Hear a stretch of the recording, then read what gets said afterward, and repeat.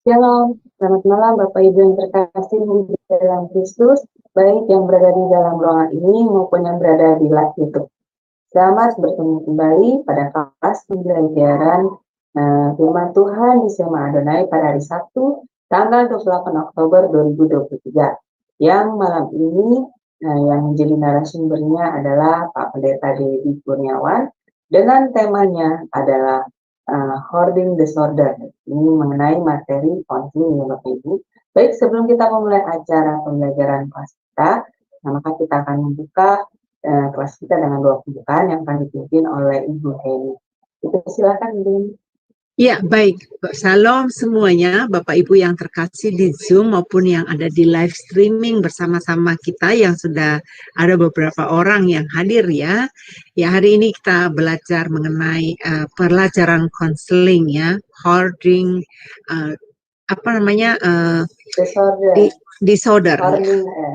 Ya, hoarding disorder ya, tema yang sangat menarik sekali. Mari kita satukan hati di dalam doa. Mari kita berdoa. Bapa kami yang bertata di kerajaan surga, Bapa yang kami sembah di dalam nama Tuhan Yesus, kami mengucap syukur kalau hari ini kami ada bersama-sama di Zoom Sema Adonai. Kami telah kedatangan Bapak Pendeta Dedi Kurniawan yang akan mengajarkan kami materi pelajaran konseling ini ya Bapak.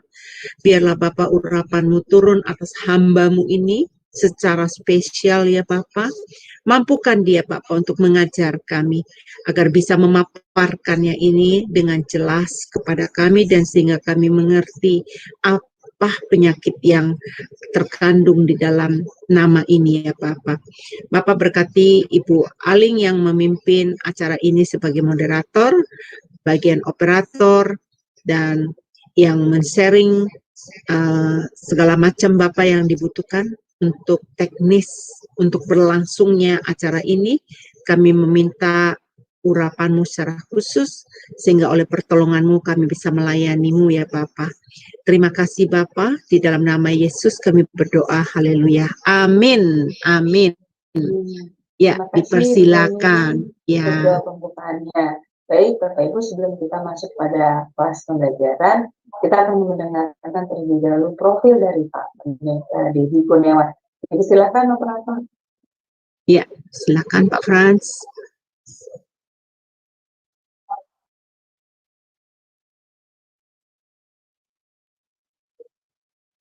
Monitor Pak Frans. Pak Frans, monitor. Oke, baik Bapak Ibu, saya akan coba tampilkan ya, sebentar ya.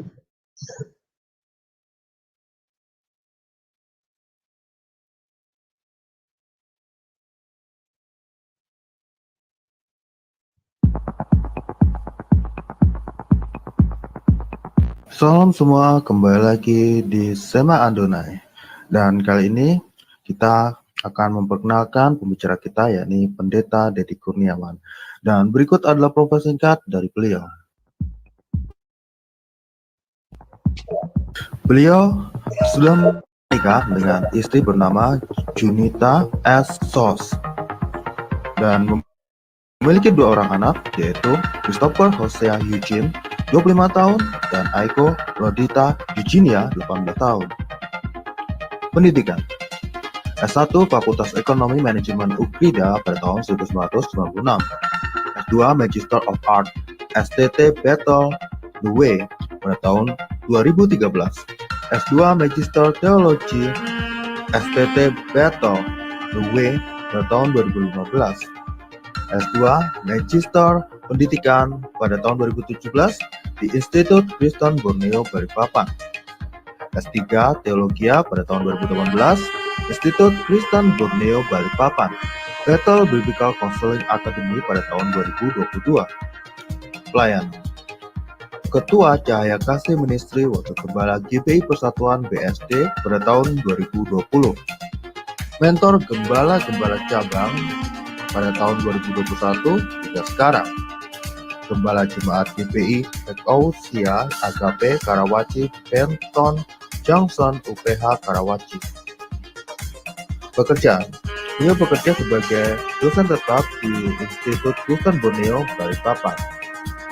Beliau juga menjadi dosen tamu di STT Tabha Batam dan juga dosen tamu di STT Labs Bekasi, serta menjadi pengajar di Cahaya Kasih Ministry. Ya, baik, terima kasih untuk operator yang telah menayangkan profil dari Pak Pendeta di sini. Baik, sekarang saya akan menyapa terlebih dahulu narasumber kita. Shalom, selamat malam Pak Denny. Ya, selamat malam Ibu, makasih Bapak Ibu Saudara semua. Ya, gimana Selamat Pak jumpa kabarnya? kembali. Puji Tuhan, kabar baik Ibu. Ya, puji Tuhan. Baik Ya, Pak, saya serahkan waktu dan tempat selanjutnya pada Pak Denny. Silakan Pak. Ya, baik, terima kasih. Nah, Bapak Ibu sudah dikasih Tuhan, malam hari ini kita berjumpa kembali di dalam seri pengajaran kita berkaitan dengan pastoral konseling. Hari ini kita akan membahas tentang salah satu penyakit mental atau mental illness berkaitan dengan masalah itu ya yang biasa seringkali terjadi, ya mengumpulkan barang-barang yang sudah tidak layak pakai begitu ya. Nah, untuk lebih jelas lagi nanti saya akan sampaikan, akan paparkan ya apa itu hoarding disorder ya. Nah, kita akan lihat ya materi berikut.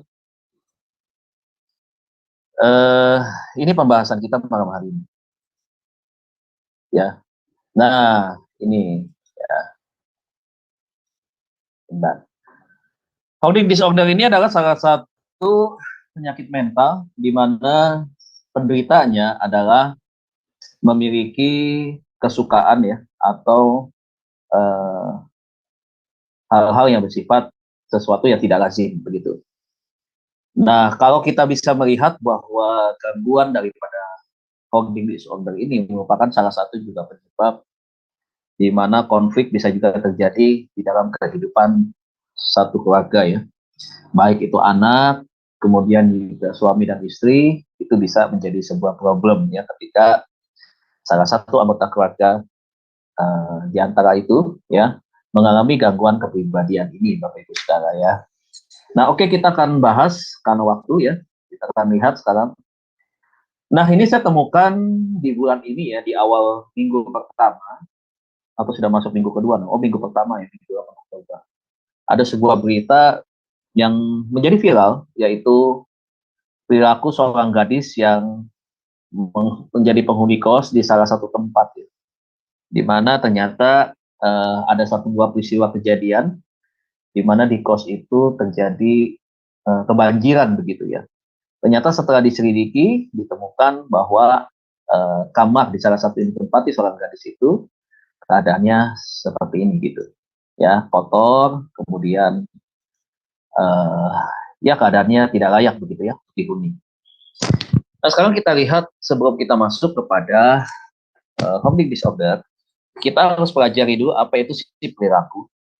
Nah, menurut Noto Atmojo ya, perilaku itu adalah perilaku merupakan hasil dari seluruh macam pengalaman juga interaksi individu terhadap lingkungannya yang diwujudkan dalam bentuk wawasan, kemudian pengetahuan, dan ditambah dengan sikap dan juga perbuatan. Jadi itu yang dimaksud dengan perilaku ya, definisinya berdasarkan ilmu psikologi. Kemudian kita melihat apa itu kebiasaan. Ya, jadi perilaku dengan kebiasaan itu berbeda. Kebiasaan berasal dari kata dasar memiliki dua makna. Jadi makna pertama yaitu homonim, dan makna yang kedua adalah makna menurut bidang ilmu antropologi.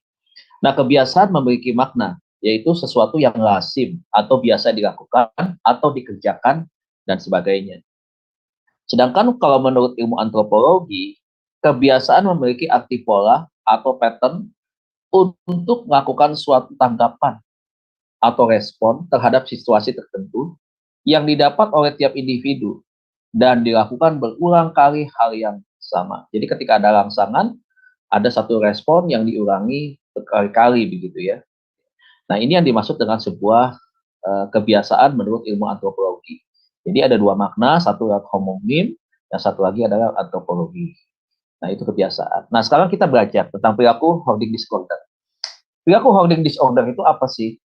Nah, perilaku hoarding disorder itu merupakan respon atau tanggapan seorang manusia terhadap stimulus. Nah, stimulus itu adalah rangsangan yang berasal baik dari luar ataupun dari dalam diri seorang tersebut.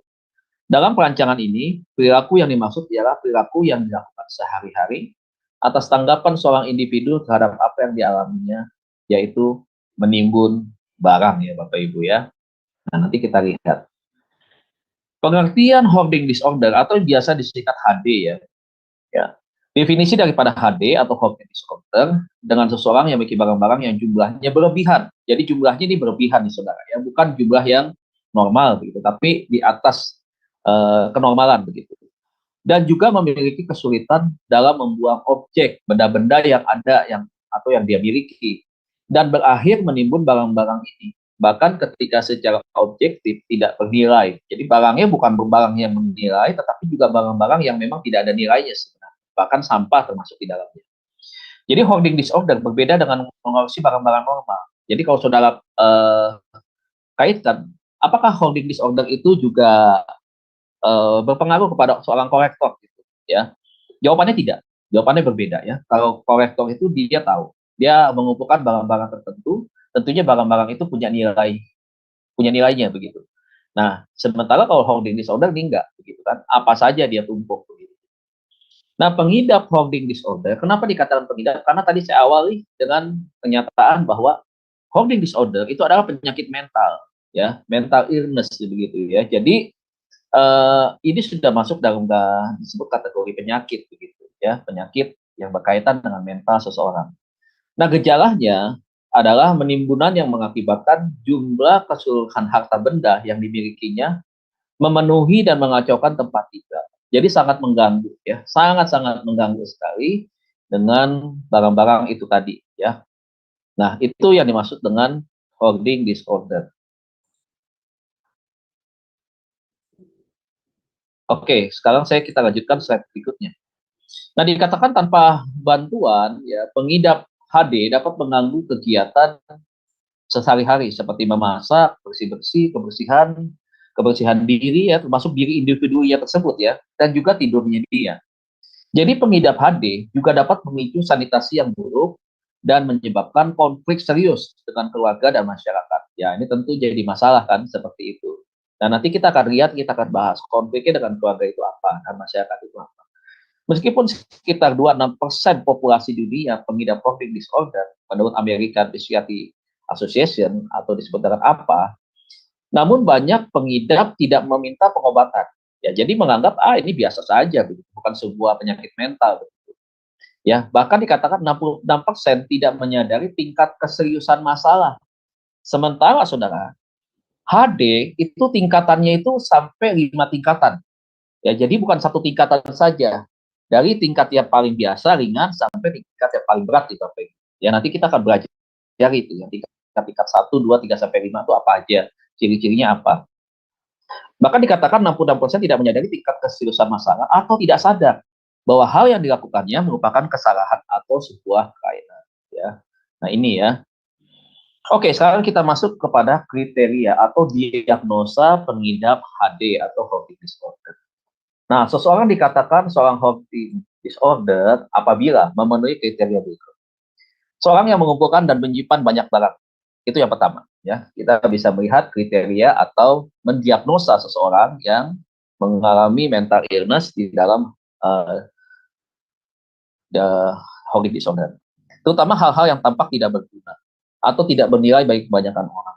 Apa itu? Ada yang mengumpulkan kaleng bekas, ya. Ada yang kantong plastik, begitu. Ada juga bekas kardus susu, begitu ya. Ini macam-macam sekali, Bapak. Macam-macam. Ya. Kemudian ada yang mengumpulkan karet gelang, begitu ya. Ada yang mengumpulkan sepatu-sepatu, begitu. Tapi sepatu-sepatunya itu yang sudah tidak dipakai lagi, begitu ya. Yang mungkin sudah lusuh, sudah rusak, ukurannya kecil dan seterusnya. Kemudian dikatakan terutama hal-hal yang tampak tidak berguna atau tidak menilai bagi kebanyakan orang. Nah, ini ada sudut pandang yang berbeda antara si pengidap dengan orang yang tidak mengidap HD ya, begitu. Buat yang tidak mengidap HD akan terasa aneh, tetapi menurut yang mengalami gangguan HD, maka dianggap ini hal yang biasa, normal. Jadi jelas nih ada perbedaan pandangan ya. Kemudian barang-barang ini mengacaukan tempat tinggalnya. Ya, mungkin sampai tidur susah, duduk susah begitu ya. Karena memang kamarnya sudah dipenuhi barang-barang yang tidak berguna tadi, dan membuat orang tersebut sulit menggunakan ruangan. Barang-barang ini menyebabkan kesulitan atau masalah dalam kegiatan sehari-hari. Ya susah, mau beres-beres, mau ngapa-ngapain itu pasti mau jalan tiba-tiba kesandung kaleng, misalnya kesandung ini, itu, dan seterusnya ya. Jadi untuk diri dia sendiri pun sebenarnya itu masalah begitu. Ada sesuatu yang juga mengganggu aktivitasnya dia. Nah itu. Namun perlu tindakan medis profesional yang dapat mendiagnosis seseorang mengidap HD atau tidak. Jadi tetap saudaraku, walaupun kriteria diagnosa ini kita bisa melihat daripada apa yang disebutkan di slide ini, namun tetap saudara, finalnya adalah ketika kita membawa seseorang kepada tim medis. Ini udah medis nih saudaraku ya, bukan lagi kepada psikolog begitu ya. Bisa juga lewat psikolog, tetapi tetap ada tindakan medis ya yang perlu kita bawa kepada ahlinya begitu. Untuk apa? Untuk mendiagnosis sejauh mana sih tingkatan HD-nya. Nah, itu maksudnya. Kemudian yang berikutnya adalah penderita hoarding disorder. Ya. Dikatakan dari data statistik, 2 dari 50 populasi di dunia mengidap hoarding disorder. Jadi dari 50 orang, 2 ada di antaranya. Ya. American Psychiatric Association atau lagi-lagi apa yang mengatakan ya berdasarkan penelitian tahun 2013 ya, itu dalam bukunya di halaman 205. Artinya sekitar 2% dari populasi dunia penyakit ini, namun 66% dari penderita tidak menyadari tingkat kerisauan masalah. Nah, gejala hoarding disorder hampir 3 kali lebih lazim atau sering. Nah, ini perhatikan. Gejala HD hampir 3 kali lebih lazim atau sering ditemui pada orang dewasa akhir atau dewasa yang lebih tua dengan rentang usia 55 sampai dengan 94 tahun. Ini kategori 55 sampai 94 tahun ya. Artinya lebih banyak ditemui mereka yang punya penyakit mental ini di usia 55 sampai 94. Nah, kemudian dikatakan dibandingkan dengan orang dewasa awal atau dewasa yang lebih muda, jadi usia dewasa awal itu 34 tahun sampai 44 ya Bapak Ibu ya.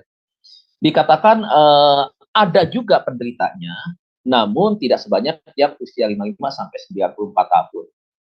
Nah, kemudian dikatakan meskipun gejala menimbun telah terlihat semenjak anak-anak.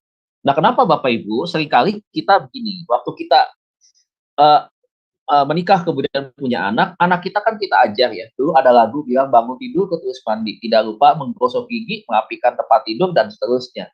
Kenapa sih? Mungkin banyak orang berkata ini adalah sebagai bentuk pendisiplinan supaya anak belajar dimulai dari rumahnya dulu, dimulai tanggung jawab dari kamarnya dulu, bertanggung jawab dari apa yang ditugaskan oleh orang tua mereka. Banyak orang berpikir seperti itu. Sebenarnya sudah ada makna lain. Makna lain ini apa? Membiasakan anak ini rapi, disiplin, dan seterusnya. Jadi misalkan orang tua mengajarkan, Dek, kalau kamu main, setelah kamu main, zaman dulu ada mainan Lego, sekarang juga masih ada. Gitu. Kan kita suka tumpahin tuh mainan. Nah kadang-kadang kan pececeran tuh mainan kemana-mana. Gitu. Kenapa orang tua kita ajarkan untuk dirapikan dulu? Karena memang ini adalah salah satu pencegahan supaya anak tidak mengalami hoarding disorder. Begitu. Hoarding disorder mulanya memang diawali dengan kecuekan seorang anak. Kemalasan seorang anak untuk membereskan barang-barang yang ada di kamarnya dia. Ketika orang tua mendisiplinkan itu, melatih untuk itu, maka ini adalah salah satu bagian pencegahan daripada cara orang tua untuk menghindari anak tidak mengalami HD atau hoarding disorder. Sehingga anak ini terbiasa dengan sesuatu yang rapi, tertib begitu ya, bersih begitu. Jadi itu harus dilakukan memang dari keluarga, betul. Nah, jadi ini yang bisa menjadi satu penyebab sebenarnya. Ya, coba bayangkan dia suka dengan mainan itu, ya dia tumpahin semua mainan itu sehingga dia bisa melihat. Dibandingkan ketika mainan yang dia suka misalkan dimasukkan kembali ke dalam kotaknya kemudian ditutup, dia tidak bisa lihat mainan. Tapi dari begitu banyak mainan misalkan dibiasakan dia ditumpahin semua. Jadi mainan itu tidak masuk ke tempatnya tetapi berceceran di lantai begitu. Kemudian dia tidur di atas tempat tidur dan dia bisa melihat seperti itu, timbul kenyamanan dalam dirinya dia. Enak bisa melihat banyak mainan itu tidak disimpan di dalam tempat yang tertutup sehingga tidak terlihat. Dan ini kelihatan begitu. Ya, itu yang pertama. Yang kedua adalah kebiasaan anak ketika makan antara di dalam kamar, kemudian anak ini tidak dilatih untuk makan di meja makan. Setelah makan di meja makan, misalkan kamu setelah makan, tolong kembalikan piring kotor itu ke tempatnya. Di mana tempatnya? Tempatnya tentunya di tempat cuci piring, begitu kan? Bukan taruh di kamar mandi, begitu. Nah, itu harus ditaruh di sana. Ya, taruh di sana, kamu harus cuci tangan, ya. Kalau ada misalkan kamu makan, misalkan kamu beli sate, misalkan ada bungkusannya, sate harus dibuang, ya, ke tempat sampah. Piringnya kamu kembalikan ke tempat cuci piring dengan sendok, garpu, kemudian gelas yang kamu minum, misalkan seperti itu. Nah, ini dibiasakan. Jadi jangan sekali orang tua membiasakan anak makan di kamar. Ya, dibawakan makanan dengan bungkusan nasi goreng, misalkan kue tiaw atau yang lain-lain, sambil main game, bungkusan McDonald dan seterusnya. Kemudian tidak diingatkan. Nah, kalau kamu selesai makan, ya ini sampahnya dibuang. Dan ini menurut saya juga tidak pantas, saudaraku, ya, makan di kamar karena tempatnya itu bukan untuk di kamar, gitu. Nah, saudara perhatikan, kebanyakan orang tua membiarkan bungkusan McDonald itu berceceran di bawah, bekas-bekas makan yang hamburgernya itu berceceran di bawah. Anak tidak dilatih untuk merapikan dan membersihkan. Nah, kebiasaan yang seperti ini, orang Betawi bilang kebiasaan jorok. Kebiasaan jorok ini bukan hanya sekedar kebiasaan, tetapi lama-lama, saudara, kan menjadi sebuah kebiasaan-kebiasaan yang akhirnya bersifat negatif seperti itu. Belum lagi ada keinginan-keinginan dia suka terhadap barang, begitu ya. Kemudian dia suka mengumpulkan barang-barang itu. Nah, ketika dikumpulkan barang-barang seperti itu, akhirnya dia tidak memulai kepada satu tempat yang memang harusnya disimpan di tempat itu untuk rapi. Gitu. Nah, makanya orang tua please lah ya, untuk anak-anak kita nih, anak-anak sudah belajar jalan, sudah belajar ngomong, tolong diajak untuk apa? Nanti kita juga sebagai oma, opa nih juga harus begitu terhadap cucu gitu. Saudara, lagi-lagi saya katakan bahwa ya, semua gangguan kepribadian itu adalah tanggung jawabnya, tugasnya, perhatian itu lebih besar di rumah tangga. Bukan berbicara tentang bagaimana di dalam aktivitasnya di luar rumah. Bukan, beberapa persen memang terpengaruh daripada aktivitasnya di luar rumah. Tetapi yang terpenting adalah bagaimana kita sebagai orang tua memulainya dengan kebiasaan yang baik itu ketika ada di rumah anak-anak kita. Ya, jadi itu maksudnya ya. Kemudian kita lihat penyebabnya apa sih Pak HD itu. Nah, ini ada beberapa penyebabnya ya. Hingga saat ini belum diketahui apa sebenarnya penyebab daripada hoarding disorder. Karena penyebabnya bisa macam-macam. Kegemaran anak mengumpulkan mainan, ya seperti itu ya. Kemudian kalau malam misalkan anak itu merapihkan mainannya begitu, kemudian sebelum tidur begitu ya, dia main-mainkan begitu, entah mobil-mobilan, kemudian orang-orangan misalkan begitu ya, kemudian apa saja lah mainan-mainan yang seperti itu, motor-motoran begitu ya. Kemudian digeletakan semuanya sambil dia tertidur seperti itu. Nah, itu ada kebiasaan-kebiasaan yang salah. Dan itu juga bisa muncul dari sana. Namun bukan itu yang menjadi faktor yang terutama sebenarnya. Tetapi ada faktor juga berkaitan dengan genetik. Selalu saya katakan bahwa begini, di dalam psikologi kan kita belajar bahwa bentuk gangguan kepribadian sampai pada penyimpangan-penyimpangan, bahkan juga gangguan mental, itu bisa muncul karena apa? Karena faktor genetik juga. Jadi kalau misalkan seorang dewasa, dia punya gangguan kepribadian HD, ketika dia menikah misalkan, pola yang sama misalkan dia turunkan itu kepada anaknya, maka anaknya pun akan terbawa. Sebenarnya bukan menular sebenarnya, tetapi membiasakan sebenarnya, seperti mengarahkan anak itu untuk dia melakukan hal yang sama. Jadi seperti memberikan sebuah contoh, tapi contohnya salah. Nah, ini yang makanya dikatakan sebenarnya ini apa unsur utamanya itu kita belum diketahui, tetapi ada banyak penyebab yang bisa menyebabkan itu. Nah, salah satunya dikatakan bahwa kenangan atau trauma bisa menjadi sebuah penyebab atau itu tadi alasan kenapa orang bisa kena HD. Nah, beberapa penderita kesulitan menyingkirkan barang-barang dikarenakan barang tersebut memiliki kenangan tersendiri. Apalagi misalkan dikasih dari orang yang begitu baik dengan dia, dapat dari mantan pacar dia waktu pacaran, misalkan kalau sekarang eranya umurnya 60 tahun misalkan, Bapak X usia 60 tahun.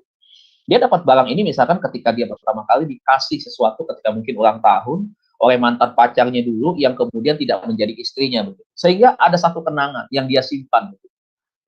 Dia kumpuli begitu ya. Selama berpacaran dengan si wanita itu, apa yang diberikan dikumpuli sama dia begitu. Nah, mungkin orang berkata begini, Pak, iya berarti kan itu ada sejarahnya Pak, barang itu dikumpulkan, it's okay. Tetapi ingat, belum tentu juga itu adalah barang-barang yang memang dia dapatkan dari wanita itu. Kadang-kadang ketika dia melihat bahwa pemberian dari si wanita ini menyenangkan begitu ya, dia akhirnya terbawa kepada kesenangan, maka dia akan cari barang yang sama sebenarnya. akan cari barang yang sama untuk dia kumpulkan, dia koleksikan seperti itu. Sehingga itu tadi ya, itu tadi akhirnya barang itu menjadi barang-barang yang menumpuk.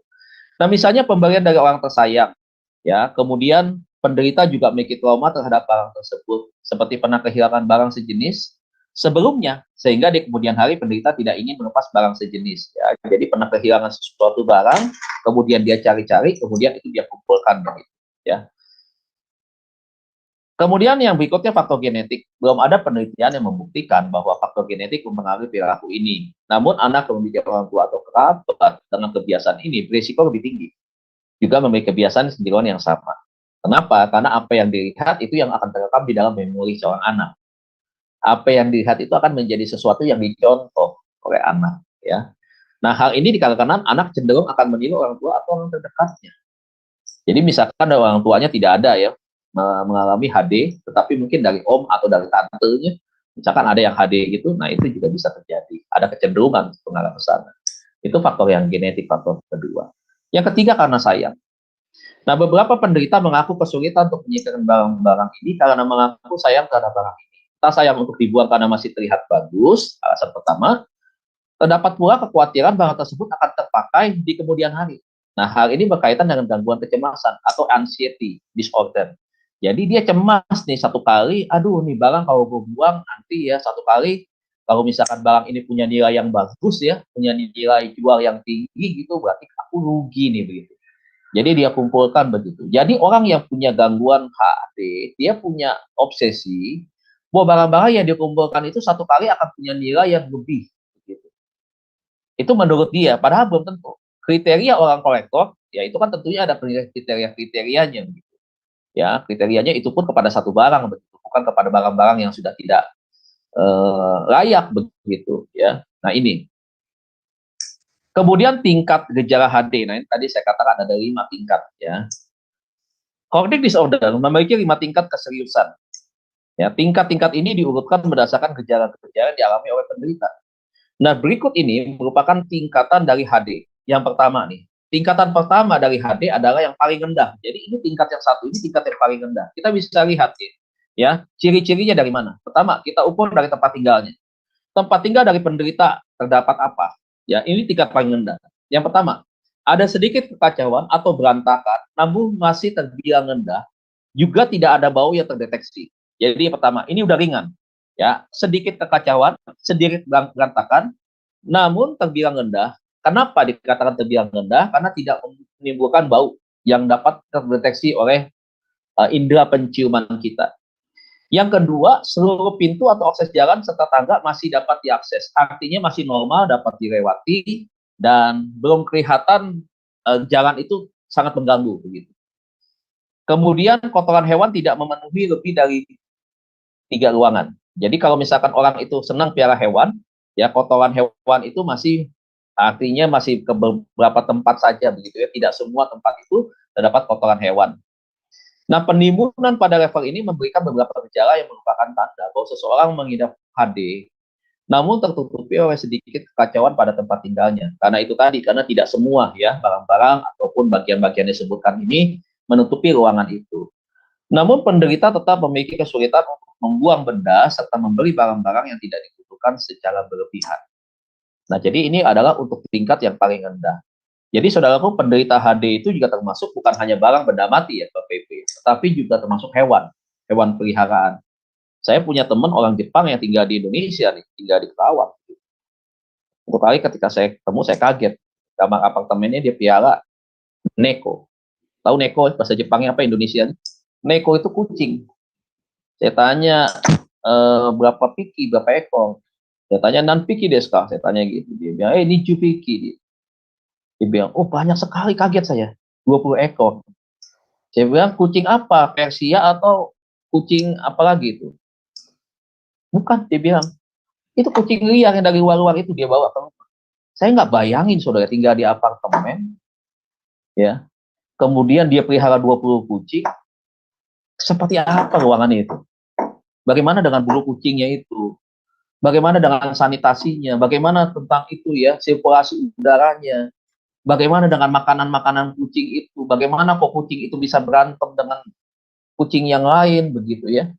Kemudian bagaimana kok kucing itu kawin sampai beranak di dalam apartemen. Gitu. Saya merinding juga, saudaraku, ketika saya membayangkan itu. Gitu. Padahal orang Jepangnya cantik, saudara, perempuannya cantik. Gitu. Nah, itu memang kebiasaan orang Jepang seperti itu. Kenapa? Karena memang saya tahu, saya punya atasan orang Jepang dulu juga begitu. Tinggal di apartemen, itu semua pisau banyak banget tuh. Ada di rumah masak, ya pisau banyak banget. Di kardus, kemudian ditempel-tempel di tembok, begitu. Dan dia tidurnya itu kecil banget begitu. Sampai tidurnya kayak mumi, Bapak Ibu. Jadi kaki dan ininya itu ditekuk begitu. Kaki itu naik hampir ke perut begitu. Jadi seperti orang kedinginan, cuma tidurnya seperti itu. Itu barang-barang banyak banget. Makanya ketika kami mau ketemu, dia nggak akan kasih ke rumahnya. Kenapa? Begitu kita buka pintunya, waduh itu baunya udah lembab semua. Itu sinar matahari itu nggak ada masuk sama sekali. Karena setiap ventilasi itu ketutup dengan barang-barang. Banyak banget barang-barang. Waktu itu karena terpaksa saja tuh, kaget, itu juga diusir. Udah, kita keluar, kita ke McDonald aja ketemunya, ngobrolnya. Gitu. Jadi tidak bisa masuk ke dalam rumahnya, duduk di tatami begitu ya, dengan meja yang pendek begitu, kita minum teh hijau begitu. Nggak bisa tuh begitu. Nah ini saudara, ini salah satu tanda-tanda atau bagian daripada gejala orang mengalami HD. Yang kedua, tingkatan kedua yang dimaksud dengan holding disorder. Nah ini tingkatan kedua seperti ini. Nah, seseorang yang mengidap HD pada level kedua yang memiliki tempat tinggal yang akses jalannya terhalangi oleh barang-barang. Jadi kalau untuk level yang kedua, saudara bisa kenali cirinya adalah ini barang-barang udah nutup jalan, udah menumpuk tuh. Mungkin kalau jalan harus miring-miring begitu, nggak bisa jalan tegak begini, harus miring-miring begitu. Ya, ini udah level kedua. Salah satu perabotan rumah, ya khususnya biasanya nih seperti mesin cuci atau kompor tidak berfungsi, yang udah rusak maksudnya, yang tidak selamanya minimal 6 bulan. Atau terdapat AC atau pendingin ruangan atau ventilasi yang tidak berfungsi setidaknya selama 6 bulan. Jadi indikatornya adalah 6 bulan nih, 6 bulan ya. Kalau barang-barang itu ada digeretakan di tempat itu tanpa diapa-apain ya. Jadi itu mulai kelihatan kepada level yang masuk yang kedua. Ya, pada tingkat ini kamar yang berantakan tidak hanya satu, namun 2 atau 3 ruangan. Ya, tentunya kalau 33 ruangan. Dipenuhi oleh barang-barang dan akses jalan menjadi sempit karena barang tersebut. Terdapat juga jamur di kamar mandi atau di dapur. Nah, saudara lihat nih, ya tingkatan kedua. Ciri-cirinya tuh seperti ini. Ya, jadi nanti saudara kalau saudara mengukur, misalkan saudara pernah menemui ya seorang sahabat atau siapapun mungkin yang saudara temui, saudara melihat keadaan rumahnya seperti itu. Nah, saudara bisa menilai ya level 1, level 2 seperti apa. Begitu. Kemudian karakteristik lain termasuk apa yang ada di dalam kelompok 2 ini. Yang pertama, jika dia pelihara hewan. Bau dari hewan peliharaan atau binatang lainnya mulai muncul. Biasanya kalau kita pelihara kucing itu bau asamnya bukan main itu. Waduh, bukan main dah itu aromanya itu. Mungkin minta maaf nih ya, minta maaf. Mungkin kita berbeda dalam pandangan hal ini. Tapi saya tidak bermaksud melecehkan. Orang boleh punya cinta kasih kepada hewan itu bagus, baik ya saudara. Baik, saya tidak dalam hal ini tidak sedang menentang kepada mereka yang pelihara itu. Tetapi kalau memang yang mau pelihara juga kan hewan juga tidak bagus kalau pelihara di dalam rumah juga begitu. Dengan orang yang tinggal di dalamnya. Kecuali kalau satu begitu. Satu saja kadang-kadang sangat mengganggu. Nah, tetapi kan hewan juga perlu kena sinar matahari, perlu lingkungan udara yang bersih begitu kan. Nah, supaya efeknya juga kepada manusia tidak tidak baik begitu ya. Nah, itu yang perlu kita juga pahami. Yang kedua cirinya adalah limbah atau kotoran hewan yang berceceran di lantai. Mohon maaf, misalkan pupnya kucing berceceran ya, kemudian pipisnya kucing itu berceceran di mana-mana begitu ya. Nah ini yang udah mulai kelihatan nih di level kedua ini. Nah kemudian apalagi minimnya perawatan terhadap tempat hewan peliharaan ya, apabila misalkan kandangnya misalkan ya karena sempit ya, kandangnya mungkin hanya beberapa saja begitu. Nah sehingga kucing ini tidak ada pada tempatnya. Misalkan ada yang tidur di sofa, ada yang tidur juga di depan kesetan kamar mandi, gitu. Bahkan juga ada yang sampai masuk kamar tidur begitu ya. Nah itu cirinya. Kemudian yang berikutnya adalah tempat sampah yang meluap. Ya, tempat sampah yang meluap itu juga bisa menjadi sebuah indikator orang ini mengalami HD. Yang terakhir adalah pembukaan wadah makanan yang kotor dan tidak dibersihkan. Saudara bayangkan ya, ini sudah kelihatan kepada kesehatan unsur yang berkaitan dengan kesehatan diri dia sendiri saja, itu mulai ada gejala ke sana, yaitu tadi tempat makanan, piring misalkan, tempat nasi, rice cooker dan sebagainya itu kelihatan tidak dibersihkan begitu. Nah, orang dengan gejala pada level ini akan malu apabila mengundang teman atau kerabatnya ke rumah karena kondisi tempat tinggal. Pada tingkatan ini, hoarding disorder dapat menyebabkan kecemasan, anxiety itu kecemasan, atau depresi yang menyebabkan penderita menarik diri dari kehidupan sosial. Artinya karena dia keadaan rumahnya seperti itu, maka otomatis dia lebih baik tidak bersosialisasi. Begitu. Kenapa? Karena satu kali pasti orang akan mampir ke rumahnya, akan datang ke rumahnya, misalkan begitu ya. Kalau misalkan ulang tahun atau hari raya tertentu memberikan makanan begitu. Nah, dia sudah ada kekhawatiran seperti itu, sehingga dia menutup diri. Lebih baik dia menghindar. Nah, ini ya saudaraku ya, ketika orang mulai menghindar dari pergaulan sosial, nah biasanya dia hidup dalam kesepian, kesendirian. Akhirnya apa yang terjadi? Akhirnya tadi mengalami depresi, begitu kan? Karena manusia memang nggak bisa berhidup sendiri. Karena manusia memang adalah orang yang hidupnya berkomunitas, berkelompok begitu ya. Nah, kadang-kadang akhirnya apa yang terjadi ketika stres dan depresi? Makanya lihat, ada orang ngomong sama hewan, ya, waduh ngomong begini begitu seperti anaknya, begitu kan dikasih nama, kemudian kadang-kadang dihukum itu hewan dan seterusnya. Ya itu, ya. Yang ketiga, pada tingkat 3 ini beda lagi. Kondisi rumah yang berantakan, ya, dapat terlihat dari luar rumah. Jadi kita nggak usah masuk rumahnya, dari luar rumah kita udah lihat. Dari luar rumah nih kita bisa melihat tumpukan barang-barang yang nggak berguna begitu ya. Nah, termasuk barang-barang yang lazimnya terdapat di dalam ruangan. Biasanya TV atau furniture seperti lemari itu udah nggak kelihatan. Itu nggak kelihatan. Biasanya kalau TV ditempatkan di sini, itu udah bukan TV lagi. Nah, pada kondisi ini, paling tidak 2 perabotan rumah tangga telah rusak selama 6 bulan lebih, serta satu area dalam rumah memiliki kerusakan ringan. Jadi udah mulai ada jamur, mulai ada bocor, mungkin gypsum sudah mulai jebol, begitu ya. Itu mulai kelihatan. Terdapat jejak-jejak atau kotoran dari binatang pengerat, ya. Sudah ada tikus masuk ke sana. Tikus kah, atau juga cecurut, begitu ya, atau juga kecoa, begitu, atau juga kelabang, mungkin bisa saja, begitu. Akses jalan juga terhambat dan menjadi sempit karena dipengaruhi oleh barang-barang. Ada tangga naik misalkan ke atas, itu di sisi tangga tuh udah barang-barang semua. Nah, jadi kita bisa melihat ya yang ketiga tuh seperti itu. Nah, karakteristik lainnya juga termasuk apa di dalam tingkat ketiga ini? Terdapat kamar tidur dan kamar mandi yang tidak dapat digunakan, sudah pada rusak. Jadi barang-barang rusak itu dikumpulin tuh tadi saudaraku ya. Ini udah masuk kategori yang ketiga. Radio rusak, TV rusak, jadul kuno tuh nggak dibuang. Udah nggak bisa dibetulin nih, tetapi masih tetap aja nggak dibuang-buang. Begitu. Udah karatan begitu ya, udah betul-betul berjamur dalamnya begitu, dikumpulin aja gitu. Jadi persis seperti tempat kalau saudara pergi ke tempat penjualan besi-besi tua, rongsok-rongsokan itu seperti itu tuh saudara.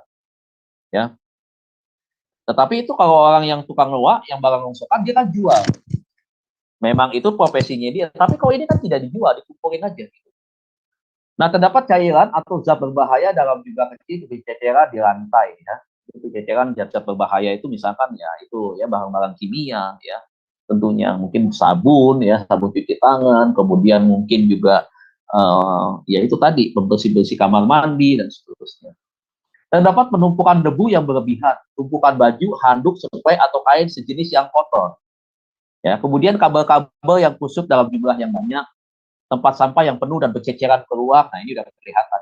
Ya, udah kelihatan ya, tempat sampahnya itu nggak dibuang-buang. Saudara bayangkan, sampah nggak dibuang, ya berceceran di mana-mana, itu ada di dalam rumah.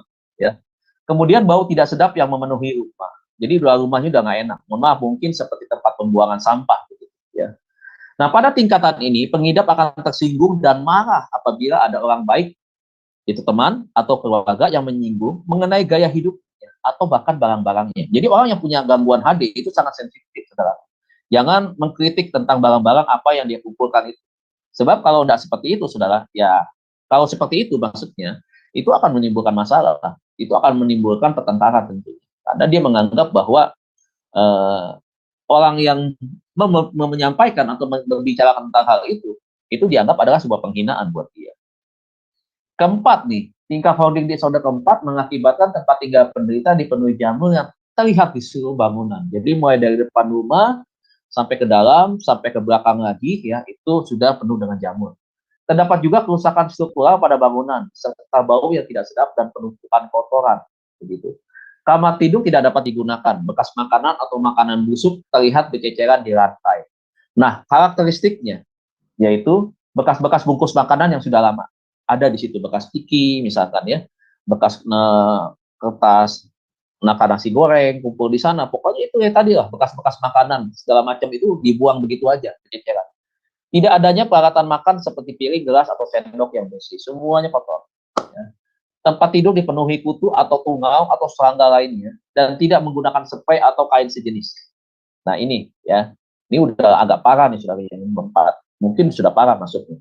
Adanya laba-laba serta jaringnya terdapat di sudut rumah dalam jumlah banyak. Jadi orang yang punya tingkat gangguan mental disorder, saudara, itu orangnya malas ya Bapak Ibu. Sangat malas banget begitu.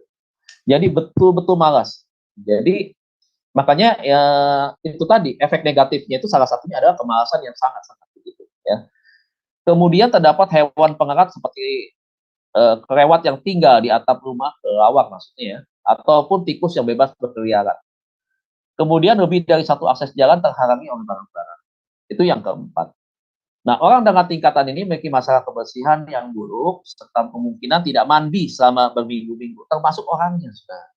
Jadi udah tingkat yang keempat ini, keadaan rumahnya seperti itu, orangnya pun malas mandi. Saudara pernah nggak ketemu orang, cantik, ganteng, memang nggak pernah mandi, hanya pakai minyak angin aja. Minyak angin, kadang-kadang mungkin minyak wangi, begitu ya. Kadang-kadang nggak gosok gigi, rambut juga kucel, acak-acakan begitu. Muka juga kusam begitu ya, karena nggak mandi begitu, kering begitu kelihatan. Dan itu tadi, saudaraku, kotor pakaiannya begitu. Nah, itu ya, saudaraku, kita bisa melihat juga, ternyata HD bisa kelihatan daripada penampilan orang. Nah, orang ini seringkali memiliki kesehatan mental yang buruk dan memfokuskan energi emosional pada rencana buruk atau kenangan nostalgia begitu. Jadi memang ada obsesi pikiran-pikiran berkaitan dengan masa lalu juga. Nah, ini tingkatan kelima. Tingkatan kelima atau yang terakhir, yang paling parah, melibatkan kerusakan bangunan struktural yang cukup parah pada tempat tinggal. Dinding atau tembok yang telah rusak. Ya, ini orang yang tingkat yang paling parah, Bapak Ibu, ya dia tidak takut kerusakan rumah itu akan berbahaya bagi dirinya sendiri. Dia tidak takut, ya. Bahkan tidak adanya listrik atau bahkan air yang mengalir. Rawan akan kebakaran, ya, serta terdapat hewan-hewan yang bukan hewan peliharaan berkeliaran secara bebas. Selain itu, tempat tinggal seorang gejala HD, tingkat ini memiliki gejala sebagai berikut. Pertama, kamar mandi dan dapur yang sangat berantakan. Ya, kotoran manusia terlihat dengan jelas. Ya, makanan, ya ini jelas kelihatan, saudara. Kenapa kotoran manusia terlihat dengan jelas? Karena kan tadi tidak ada listrik, tidak ada air. Gitu. Dari mana dia bisa mengeluarkan air itu untuk bersih-bersih? Tidak bisa begitu. Tetapi Heki aja, Heki ini bahasa Jepang ya. Tapi dia tenang aja ya, begitu. Biasa-biasa aja begitu, ya. Dia nggak ada merasa nggak nyaman begitu. Dia merasa tetap ya udah fun aja begitu. Nah makanya itu karena penyakit mental ya seperti itu, ya. Kemudian makanan yang busuk memenuhi rantai serta di dalam kulkas yang telah tidak berfungsi. Nah, orang dengan gejala HD dengan tingkat paling parah ini biasanya tidak tinggal di rumahnya, melainkan menumpang teman atau kerabatnya. Tapi jadi masalah nggak nih? Jadi masalah. Kalau tadi kasusnya di kosan, jadi masalah nggak dengan pemilik kos? Jadi masalah. Jadi masalah nggak dengan penghuni kos lain? Jadi masalah. Begitu. Jadi masalah nggak dengan masyarakat? Jadi masalah. Kenapa? Menjadi sumber bibit penyakit di sana. Begitu. Nah, makanya ini ya dampak-dampak negatifnya. Dikarenakan kondisi rumahnya sangat berantakan, orang ini juga membuang sampah mereka ke dalam botol atau wadah lain yang tersisa di rumah. Individu pada tingkatan ini biasanya memiliki gejala depresi yang sangat jelas. Nah, itu sudah punya gejala HD, depresinya juga udah lumayan tinggi sudah. Sehingga itu tadi ya, perilakunya udah benar-benar di luar batas-batas kenormalan. Nah, sekarang terakhir ini kita akan bicara soal dampaknya. Dampak orang yang HD itu berdampak kepada siapa? Yang pertama, berdampaknya bukan hanya kepada diri sendiri. Yang pertama itu berdampak kepada lingkungan. Kenapa berdampak kepada lingkungan dikatakannya? Penumpukan barang-barang yang dilakukan oleh seorang HD akan menyebabkan gangguan berbagai aspek, mulai dari sisi estetika atau daripada keindahan, yang mana akan mengganggu pemandangan, merusak pemandangan tanah. Bagaimana kalau dia ngontrak di sebuah perumahan yang bagus misalkan, sementara orangnya pengidap HD, ini sangat mengganggu sekali begitu. Nggak enak banget dipandang begitu. Ini pun akan membuat tetangga kiri kanan dan depan itu nggak nyaman begitu. Bahkan mungkin ya di belakang rumahnya juga nggak nyaman begitu. Sehingga akan menimbulkan masalah sosial di masyarakat. Ya. Kemudian dari segi penggunaan barang pun akan mempersempit ruang gerak. Ya nggak bisa. Ini orang akan tersiksa sebenarnya hidupnya. Nggak nyaman begitu. Hidup pasti akan kurang begitu. Ya. Selain itu, lingkungan yang terdapat penumpukan barang akan memicu terbentuknya sarang-sarang hewan pembawa penyakit, sarang tikus, sarang kecoa, sarang nyamuk. Ya, demam berdarah tentunya sangat berbahaya. Nah, barang-barang ini pun akan menimbulkan tumpukan debu yang memicu penyakit lainnya seperti asma atau alergi atau ISPA, infeksi saluran pernapasan bagian atas. Begitu. Tapi jangan lupa, bisa menjadi sarang apa? Reptil, saudaraku ya. Hati-hati, bisa saja di situ muncul begitu reptil yang sangat berbahaya, ular kobra misalkan, ya, bisa saja muncul di situ. Ular weling, ular belang, dan seterusnya ini sangat berbahaya. Nah, jadi ini yang pertama, ekosistem menjadi terganggu ya. Kemudian yang kedua, dampaknya bagi kesehatan. Ya, dampak bagi kesehatan ditimbulkan tidak akan berdampak langsung, ya, tetapi mungkin bisa bertahap begitu. Tetapi melainkan pengaruh dari dampak lingkungan yang kemudian memicu berbagai penyakit. Lingkungan yang kotor dalam hal ini yaitu banyak barang yang tertimbun akan menimbulkan sarang hewan dan kotor menimbulkan penyakit. Pertama karena sarang kecoa sangat senang hidup di lingkungan yang sempit, gelap, dan kotor. Kecoa akan menimbulkan berbagai penyakit, contohnya asma, diare, sampai dengan tifus. Nah, hewan lain yang akan timbul akibat lingkungan yaitu tikus mengakibatkan penyakit leptospirosis, ya, yaitu penyakit yang berasal dari kencing atau darah tikus.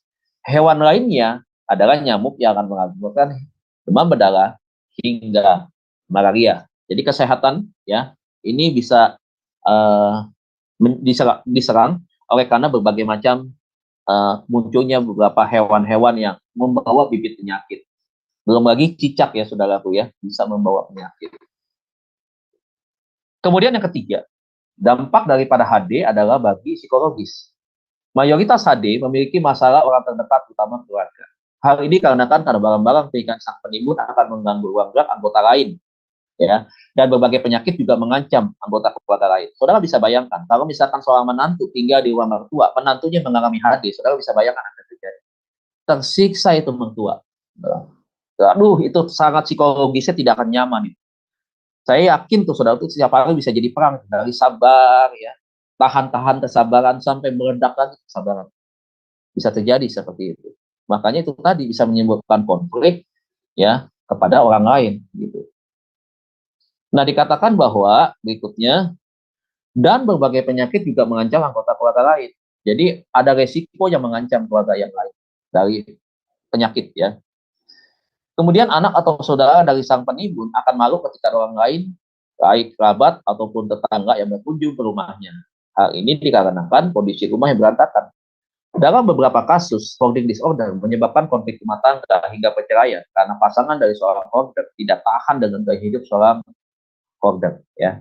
Jadi orang yang normal nih tentunya nggak nyaman dengan cara yang seperti itu. Apalagi orang yang biasa bersih ya, repot. Ini saya nih. Saya kan tipenya sanguin, ya, tipenya sanguin. Istri saya itu tipenya pragmatik, ya, dia cenderung juga sedikit kolerik begitu. Nah, dia juga kalau mengerjakan sesuatu tentunya dia pengen rapi semuanya. Kalau saya agak cuek orangnya, begitu. Nah, kadang-kadang kita kelupaan aja, anduk aja nih, nggak taruh di tempat ini, tempat jemuran anduk, saudara, itu dia bisa marah, begitu. Nah, ini makanya seringkali ada perbedaan, begitu. Tetapi lama-lama saya ngerti, karena saya harus belajar bahwa saya harus menyesuaikan. Kenapa harus belajar menyesuaikan? Karena ini yang baik, begitu. Yang terbaik. Bukan berarti saya punya gangguan kepribadian HD, bukan. Tetapi dalam hal anduk saja, saudaraku ya, ini dulu beberapa kali dulu seperti itu. Contoh, jet odol. Jet odol bisa jadi masalah. Ini keluar sedikit konteks ya. Perbedaan di dalam suami dan istri, di dalam karakter maupun kepribadian ya, begitu ya. Itu bisa berbeda. Kalau saya pencet dari atas, dia pencet dari bawah. Yang benar kan memang pencetnya dari bawah. Tapi kalau saya kan orangnya cuek, dipesanguin begitu. Jadi hajar aja begitu. Asal pencet aja. Tapi lama-lama saya tahu, oh saya salah nih. Ntar abis dia masuk kamar mandi, dia gosok gigi nih.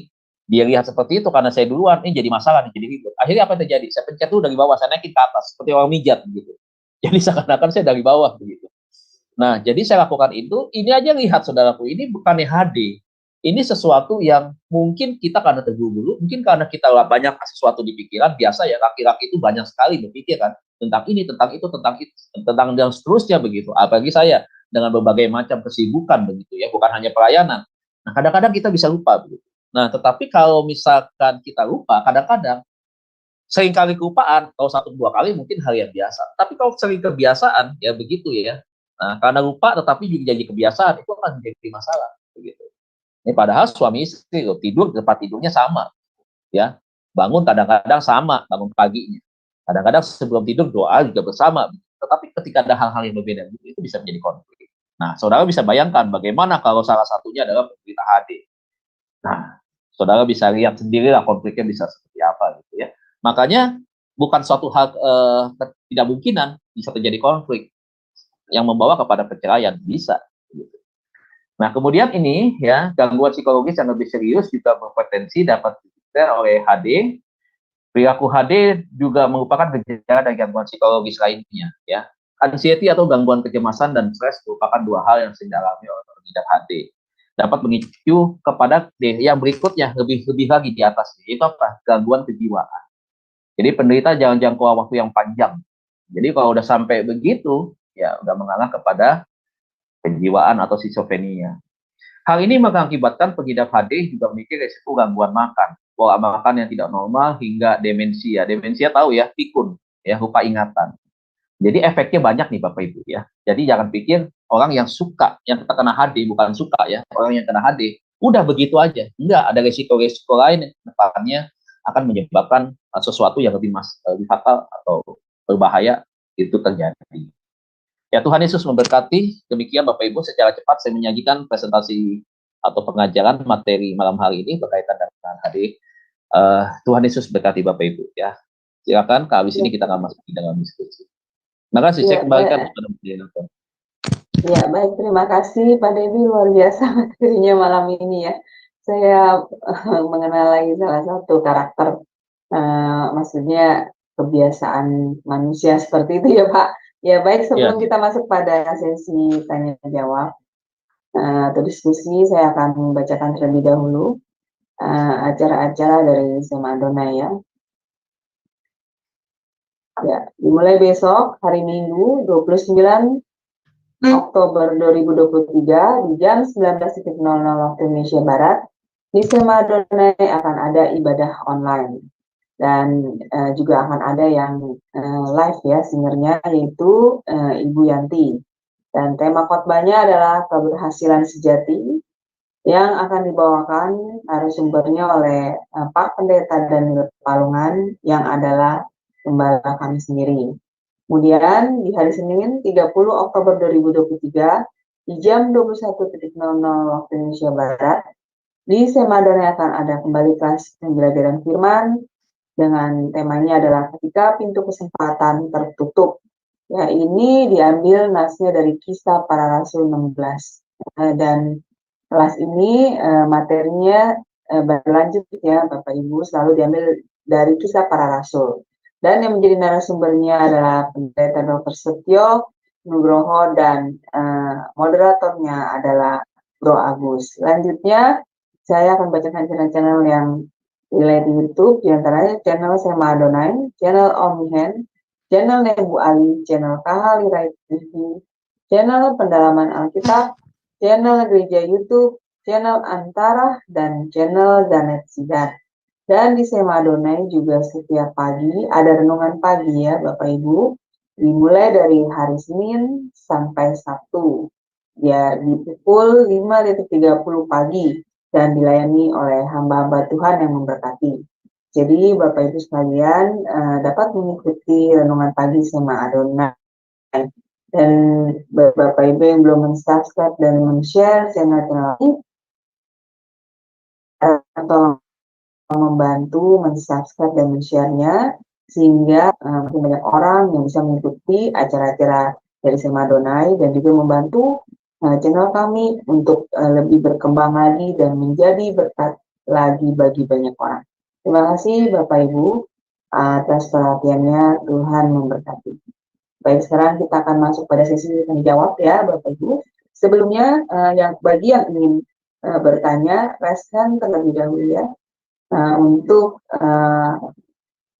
pertanyaan yang diajukan sehingga bisa dibuka mute oleh operator kami.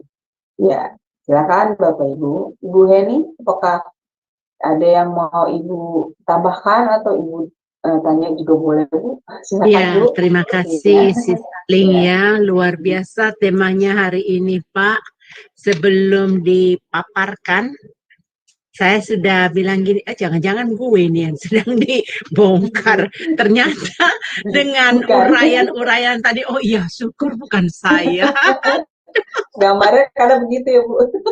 Iya, karena saya pikir saya, wah enggak, saya mah rapi orangnya. Sampah harus bersih, rambut di lantai aja mesti dicomot. Terus kembaliin barang, oh bukan saya ini penyakit ya. Nah, sebelum kita lanjut ini ada ibu yang namanya Ibu Sabrina ya. Ibu Sabrina ini sedang menonton kita ya. Dia mengatakan dia itu beli barang seperti baju dan tas dulu seperti gituan. Jadi dia nggak bisa kontrol diri. Nah, kalau dia nggak mengandung yang tadi seperti itu, kayaknya dia nggak termasuk orang yang kena penyakit HD ya Pak ya. Bukan. Terus Iya. dia berkata gini, oh HD ternyata penyakit ya katanya. Nah, Ibu Sabrina vlog kalau memang bisa masuk ke Zoom, ya silakan Bu, bisa diskusi bersama-sama kami ya. Ya itu Pak, itu komentar dari Ibu Sabrina, karena dia mengatakan HD itu penyakit yang berlebihan katanya, menumpuk barang-barang. Betul. Ya, betul. Silakan Pak. Iya, memang itu yang menjadi masalah ya. Karena gini, Bu, yang dimaksud dengan kategori penyakit itu adalah sesuatu yang menimbulkan efek negatif buat orang lain, tetapi itu menjadi sesuatu hal yang biasa buat diri dia. Itu sudah penyakit, Bu. Nah, artinya apa? Seharusnya adalah kenyamanan dirinya dia adalah bisa dia bagikan buat kenyamanan orang lain. Tetapi kebiasaan jelek dia itu akan memberikan efek yang negatif buat orang lain. Nah itu, sesuatu yang dia merasa bahwa ini tidak sesuatu yang melanggar, tidak sesuatu yang tidak baik, dan ini adalah hal yang baik menurut dia, ya. Jadi sehingga itu menurutnya dia kekeh bahwa dia ini tidak melakukan sesuatu yang jelek begitu. Nah jadi inilah yang disebut dengan itu tadi penyakit mental begitu. Jadi hal-hal yang negatif dipelihara dianggap sebagai sesuatu yang benar begitu, sekalipun ada penilaian-penilaian yang menurut orang lain itu tidak pantas atau tidak wajar. Nah, jadi itu termasuk dengan kategori penyakit. Nah, memang betul apa yang dikatakan Ibu tadi itu memang itu selalu berlebihan, memang sangat-sangat berlebihan bahkan. Karena berlebihan itu bukan berlebihan yang positif, berlebihannya amat negatif semua. Nah itu Bu. Nah saya ini nih mau sharing nih Pak Dedi. Jadi saya ini punya ini teman yang istrinya itu mengidap HD dan itu sudah parah gitu. Jadi gini, istrinya ini senang menimbun barang seperti yang Pak Dedi bilang. Jadi dia suka membeli barang-barang yang bukan yang mahal ya, bukan yang mahal Bu Heni barangnya gitu. Jadi misalnya dia beli barang yang diskon gitu kan, dia suka gitu membeli barang-barang yang diskon, misalnya barang-barang kebutuhan rumah gitu, misalnya kayak sampo gitu, sabun, ini murah nih lagi diskon, beli gitu. Nah dia senang gitu beli barang-barang diskon, dan itu dibeli, ya sudah dibeli ya sudah dilempar aja gitu di kamarnya gitu, barang itu dilempar gitu ya kan. Nah, nanti besok kalau ada diskon lagi dia beli lagi gitu, padahal itu belum habis, misalnya contohnya yang paling mudah sabun mandi deh gitu ya Pak ya. Nah begitu. Nah sampai akhirnya kamarnya itu tuh bener Pak penuh dengan barang-barang numpuk gitu. Jadi di dalam kantong plastik hitam lagi ya kan, numpuk sampai mengganggu jalan. Itu kelompok dua ya. Itu udah tingkat kedua tuh Bu. Nah mengganggu jalan, tapi itu bukan di dalam kamarnya aja, jadi di ruang tamunya juga begitu gitu, di dapurnya juga begitu. Jadi rumah itu udah bukan kayak rumah tapi kayak gudang. Iya gitu. Betul. Jadi barang itu menumpuk tinggi, dan suaminya itu tidur itu di kamar hanya ranjangnya aja loh Bu Heni, nggak ada barang gitu. Jadi di bawah semua kiri kanan barang, dan suami ini sebenarnya tersiksa sih, tapi bagaimana ya, istrinya itu udah dibilangin, jadi udah pernah suaminya itu tuh membersihkan kamarnya itu ya Pak, jadi dibersihkan barang-barang istrinya, pokoknya dipindahin lah dari kamar itu gitu kan. Yeah.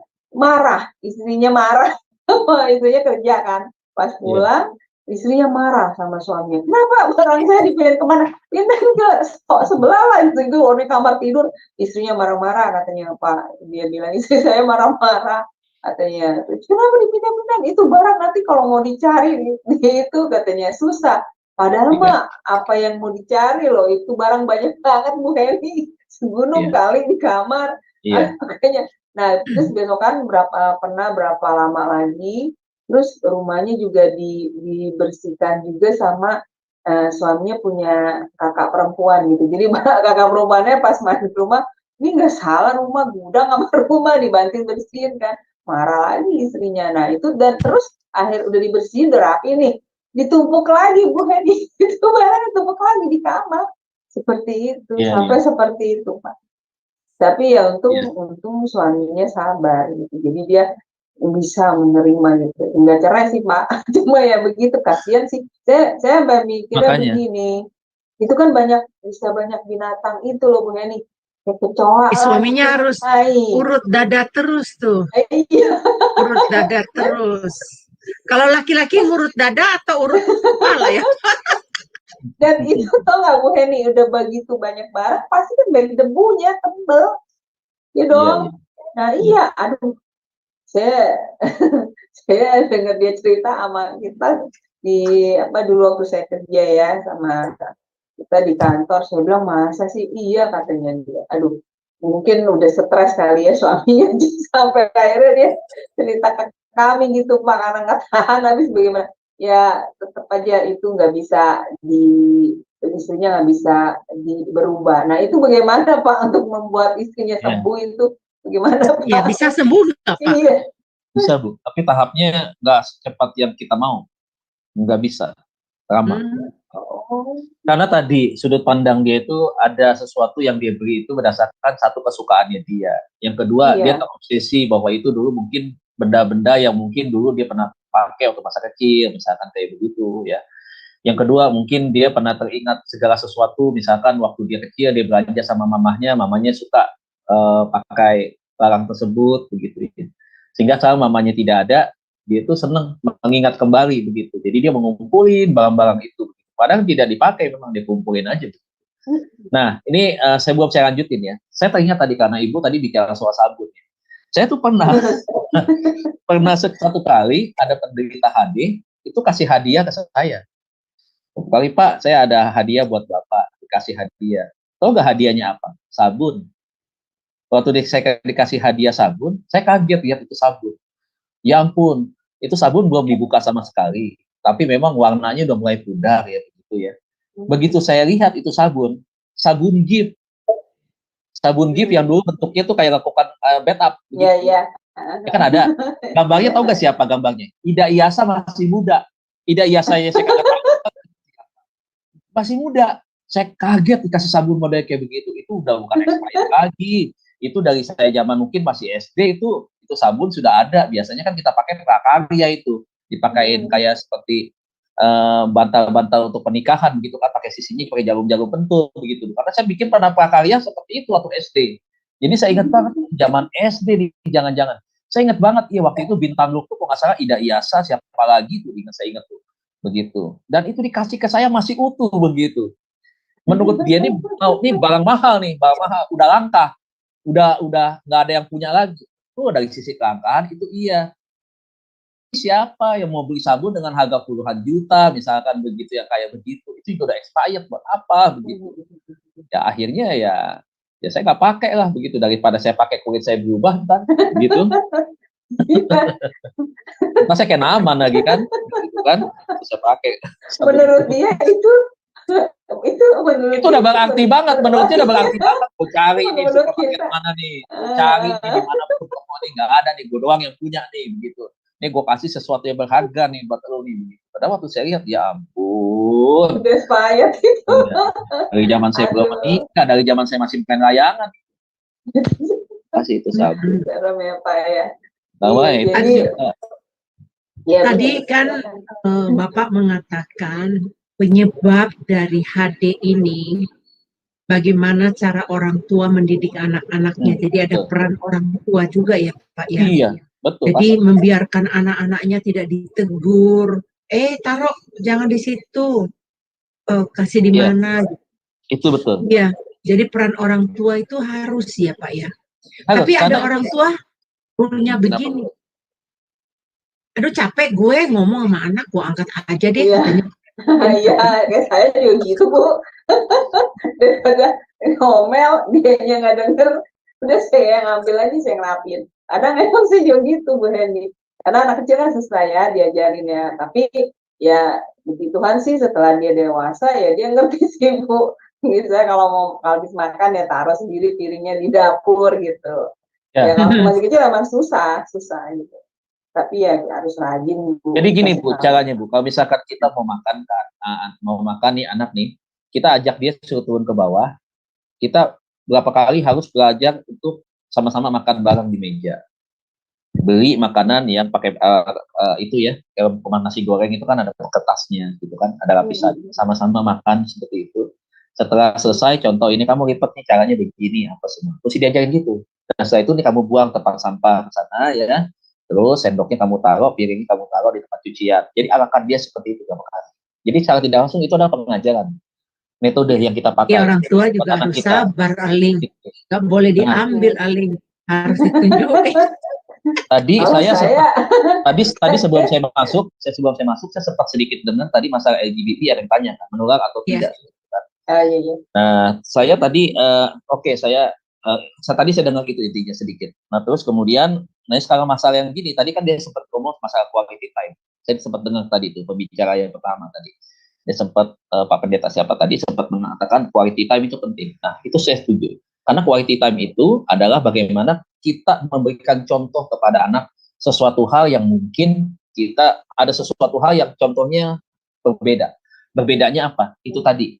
Kita makan bersama, caranya bagaimana kita makannya, kemudian bagaimana caranya kita itu tadi ya membersihkan meja misalkan apa ya kalau ada nasi kececeran apa semua, nah kita ajari di situ. Itu begitu penting ya. Ada tisu di sana kalau tangan kotor, dengan tisu itu tisunya dibuang kemana. Jangan sekali-kali anak dari kecil diajarin makan di dalam kamar sambil tiduran begitu. Ya, kemudian kalau nggak ada yang ngambilin itu diarinnya digeletak di situ. Nah ini sangat berbahaya nih, jangan dianggap sepele. Begitu. Nah makanya orang tua ya perlu juga punya perhatian lebih. Ketika mendidik anak di usia masih anak-anak ya, dibandingkan sudah remaja, itu yang remaja udah sulit untuk memperbaikinya. Tetapi kalau dari kecil ya itu mudah. Begitu. Ini kenapa? Kita sedang mewariskan gaya pendidikan yang baik, yang benar. Buat nanti anaknya dia kelak juga, cucu kita. Begitu. Jadi kalau kita nggak wariskan pendidikan dari yang sekarang ini dengan cara yang benar kepada mereka, nah otomatis dia pun akan melakukan hal yang sama kepada generasi keturunan nanti. Begitu. Makanya tadi kenapa disebut faktor genetik? Kenapa? Karena seperti ini. Gitu. Ya kan disebut dengan genetik keturunan. Karena kebiasaan itu. Makanya bersyukurlah masih ada orang tua yang tidak otoriter. Tadi saya sempat dengar juga LGBT itu otoriter ya. Tapi otoriter bukan tidak dibutuhkan. Otoriter tidak dibutuhkan untuk hal-hal yang memang tidak boleh, benar-benar tidak boleh. Itu kan sikap otoriter yang memang harus kita ada sebagai orang tua. Bukan tidak boleh tidak ada sama sekali, tidak juga. Harus ada terhadap hal-hal yang memang tidak bisa ditoleransi. Gitu. Harus ada sikap otoriter itu. Tetapi tidak mutlak harus 100% otoriter. Nah makanya tadi saya bilang, ini akan jadi faktor genetik. Gitu. Jadi kebiasaan, kebiasaan negatif. Nah, ayo ibu-ibu, nih udah belajar hadir. Apalagi minggu depan nih pelajarannya penting nih. Minggu depan pelajarannya penting yang Bapak Ibu tidak pernah dapat. Ini saya kasih bocoran dulu sedikit. Saya akan kasih tahu pelajaran berdasarkan ilmu pengalaman yang saya dapatkan. Bapak Ibu mungkin nggak dapatkan dari dosen-dosen lain. Jujur. Nah, saya akan kaitkan masalah makanan kesehatan dalam Alkitab dengan fakta yang ada di lapangan hari-hari ini berkaitan dengan apa yang ibu-ibu biasa belajar. Ya, dan kemudian nanti dimakan. Itu nantilah minggu depan. Ya, itu sedikit bocoran aja. Jadi memang yang teman saya juga Bu Heni sudah kasih judulnya. Karena saya seringin dulu, saya masukin, supaya serial pasal konseling ini bisa ada jeda dulu sedikit, kemudian nanti saya masukkan lagi supaya tidak terlalu jenuh juga. Sebenarnya sih nggak jenuh, setiap pelajarannya beda-beda masalah. Gitu. Bapak Ibu nih pelajaran ini udah mau masuk S2 nih Bapak Ibu. Saya kalau ngajar di STT ini udah S2 nih, cuman memang ada tambahan-tambahan lain ya. Bapak Ibu udah lulus S1 dari pelajaran pasal konseling dari kemarin. Iya Bu, ini kita jadi tahu banyak ya Bu tentang kelainan ini ya. Kayak yang teman suami saya, teman saya itu istrinya memang benar faktor genetik Pak itu, karena bapaknya katanya seperti itu. Bapaknya juga seperti itu, bukan suka ngumpulin barang katanya. Iya, bapak-bapak ada juga Bu sampai hari ini suka bohong sama istri, kumpulin koleksi mobil-mobilan misalkan ya, misalkan VW apa begitu ya. Dia bisa bikin satu ruangan pakai kaca-kaca itu semua ya. Bahkan saya sempat ngalamin ada laporan istrinya nangis-nangis begitu ya, karena papahnya itu lebih sayang kepada mainannya dia itu. Dia punya anak laki, anaknya nangis, pengen mobilan itu masuk kamarnya. Bapaknya, bayangkan di bapak kandung begitu. Sampai marah-marah begitu. Lebih memilih mainan mobilannya itu tidak disentuh oleh anaknya. Tidak boleh sampai dimainin oleh anaknya. Sampai anaknya digebukin loh. Anak 5 tahun digebukin seperti itu. Nah, tidak terima mahnya dong, istrinya dong. Marah-marah dong kepada suaminya. Jadi ribut besar tuh. Begitu. Nah, itu jadi barang-barangnya dia tuh nggak boleh disentuh. Harus dilihat. Yang bisa sentuh tuh cuma dia. Nah, ini orang gangguan jiwa juga nih. Gangguan mental juga nih, kayak gini. Iya benar. Udah bohong kepada istri, mainan itu mahal ya, saya tahu, saya cek mainan itu mahal harganya. Itu ada yang di atas 500.000, paling murah 300.000, itu dia koleksi tuh. Dia bikin lemari-lemari kaca gitu. Bahkan lebih banyak di kamar itu dibandingkan di kamar istrinya. Ini parah nih kayak begini nih. Coba saudara bisa bayangin dah kalau punya pasangan salah satunya, ya model kayak begini nih. Mungkin kita kalau kita belajar di Alkitab, mungkin tidak ada tuh ucapan bahagia keluar dari mulut kita. Sedangkan Alkitab berkata berbahagialah orang ini, berbahagialah. Nah, pasangan yang kayak begini sulit untuk kita ngomong berbahagia. Repot. Betul. Iya. Barangnya sampai nggak boleh dipegang apalagi ya. Nggak boleh, dijual aja nggak boleh. Bayangin, ban bekas aja, ban bekas itu udah nggak bisa dipakai tuh ban bekas. Yang mungkin dia nggak tahu kali nanti Lebaran Idul Fitri dia mau muter-muter doang ban satu komplek kali. Ya, dia nggak jual itu, dia nggak boleh jual. Itu ban Toyota Kijang Super dari tahun 90 itu masih ada tuh bannya. Dia jualan toko ban kagak, gitu. Itu ban udah pada botak, KWTA udah pada keluar, dia kumpulin itu di samping rumah dia itu. Bayangkan aja Bu, itu udah berapa puluh tahun. Jadi tempat nyamuk itu kalau itu. Orang nih yang kadang-kadang Pak RT, Pak RW datang, Pak bujuk-bujuk, Pak udah dibuang aja Pak. Oh jangan, Bapak kok bisa ngatur-ngatur saya, itu barang saya, rumah saya Pak. Sampai begitu. Ya, makanya kalau lagi fogging, waduh, sampai di rumah dia tuh paling lama tuh di fogging. Rumah dia doang paling lama. Mungkin di dalamnya tuh bukan cuma kecoa, tikus, bukan, jangan-jangan. Mungkin ada komodo, biawak, kali apa kali pada keluar semua. Kali itu jangan-jangan sampai ke setan aja mungkin ogah kali tinggal di situ. Kata setan, gua nggak betah tinggal di sini lah. Gua nggak betah kata setan, gua susah tidur kata setan. Nggak empuk, nggak bersih katanya. Kata setan, gua nggak bersih nih, aduh gua nggak demen dah, keluar aja dah kata setan. Gitu. Kata setan ini yang tinggalin rumah nih lebih setan dari kita nih kata setan. Nah itu mengenai kumpulin barang-barang bekas rongsokan Pak, ya barang-barang yang nggak berguna gitu ya. Terus saya memang pernah masuk ke rumah orang Indonesia. Bapaknya itu dulu pernah jadi konsulat di New York ya. Jadi anaknya itu tinggal di Amerika dan ketemu di gereja. Saya nggak tahu kalau dia punya kelainan jiwa gitu kan. Ya saya berteman, saya ramah dengan dia. Yang lain-lain di gereja udah cuekin dia gitu. Karena waktu saya memang baru pertama kali di situ ketemu dia, jadi ya saya ladeni. Terus dia tanya, bisa nggak dapat nomor kontak, ya saya kasih. Dia sering hubungan, sering ini. Terus dia bilang, wah kamu bisa masak ya gitu. Iya, nah gimana? Kita ngobrol-ngobrol itu, pendek katanya dia datang makan di rumah saya dan dia kaget lihat rumah saya. Wah, rumah kamu rapi sekali katanya. Wah, kamar mandi kamu bersih banget katanya gitu. Memang keponakan saya sih bilang sama kakak saya dulu waktu di Nias ya, aduh kalau kita pergi ke rumah Ai Heni, katanya di dapur aja kita bisa camping loh Mak, bisa tidur kita di lantai katanya gitu. Jadi terus dari teman saya ini datang, dia liatin, dia bilang gitu, terus dia nanya gini ke saya, kamu mau nggak bantu saya, katanya gitu, bersihin rumah saya. Saya bilang, oh boleh, nggak apa-apa kalau memang mau. Kamu mau cas saya per hour berapa, katanya gitu, per jam. Jadi per jam. Saya bilang, nggak usah, saya bantu kamu aja. No, no, no, no, aku bayar kamu, katanya.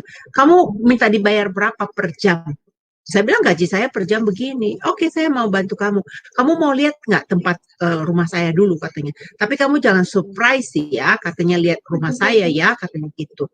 Aduh Pak, saya sampai di sana muntah-muntah saya Pak. Muntah saya. Gimana nih orang bisa tidur di kamar begini? Bagaimana? Aduh, saya udah, nanti saya kalau cerita saya jadi gosipin orang ya Pak. Ya, jadi Gak apa-apa, ini kan pengalaman Bu, pengalaman kan. Kita nggak sebut nama kan. Jadi akhirnya saya nggak kuat, saya bilang, saya udah deh, saya nggak bisa, kamu panggil orang lain aja, saya bilang gitu, saya nggak kuat. Ini benar-benar toiletnya berdaki ya, sinknya itu berdaki, katanya gitu.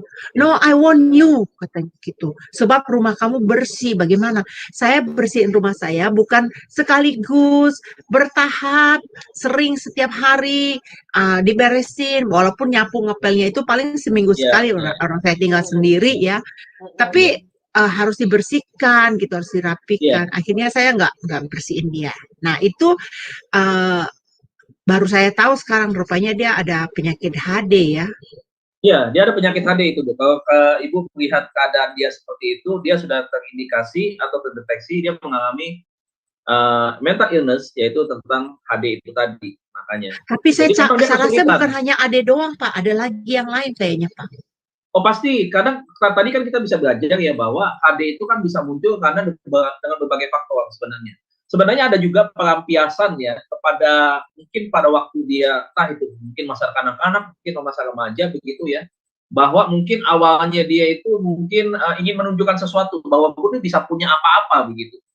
Gue tuh bisa beli ini, bisa beli itu begitu. Awalnya mungkin begitu, ingin menunjukkan begitu.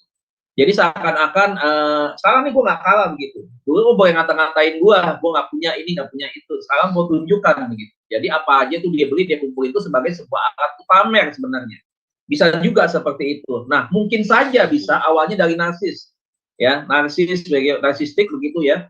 Merasa dia itu ingin diperhatikan, kemudian dia juga dengan cara seperti itu, yang mengumpulkan barang-barang itu, kemudian karena mungkin pernah dibully tentang masa-masa dia waktu itu karena nggak punya dan seterusnya, kemudian muncul seperti itu dan semuanya masuk kepada gangguan ke mental yang lain. Waktu kita belajar awal-awal gangguan kepribadian kan saya bilang bahwa gangguan kepribadian itu bisa menyebabkan gangguan-gangguan kepribadian yang lain. Penyimpangan perilaku bisa menimbulkan pada penyimpangan perilaku yang lain. Jadi memang setan itu pintar, orang nggak terikat kepada satu gangguan kepribadian atau gangguan penyimpangan perilaku satu saja, tidak. Tetapi dia akan bermultiplikasi, gitu, akan berlipat-lipat, gitu, akan berhubungan dengan munculnya perilaku-perilaku yang menyimpang lainnya. Gitu. Nah di dalam holding disorder ini juga begitu. Jadi sebenarnya bisa muncul, udah begitu dari HD tadi kan bisa muncul depresi, stres dan seterusnya. Paranoid juga muncul tadi sebenarnya di sana kan. Artinya dia curiga ketika orang datang ke tempat dia orang akan datang hanya untuk menghina dengan apa yang dia miliki di rumahnya begitu. Nah itu bisa juga kan banyak begitu hal-hal yang seperti itu Bu Heni. Iya. Iya Bu. Ini, misalnya pasangan nih, gitu ya. Yang pasangan yang satu orangnya bersih, misalnya bersih gitu, rapi gitu ya kayak Bu Heni gitu ya. Terus kemudian pasangan yang satunya ini ya ini kayak lebor, yang tadi yang kayak saya bilang tadi tuh dia kayak teman saya punya istri itu menggunakan hal itu. Nah ini yang tadinya awalnya dia punya apa namanya bagus ya karakternya ya bunyinya, maksudnya dia bagus ini nggak ada kelainan kayak gitu. Ini bisa jadi ikut-ikutan nggak terkontaminasi nih dengan pasangan yang seperti itu.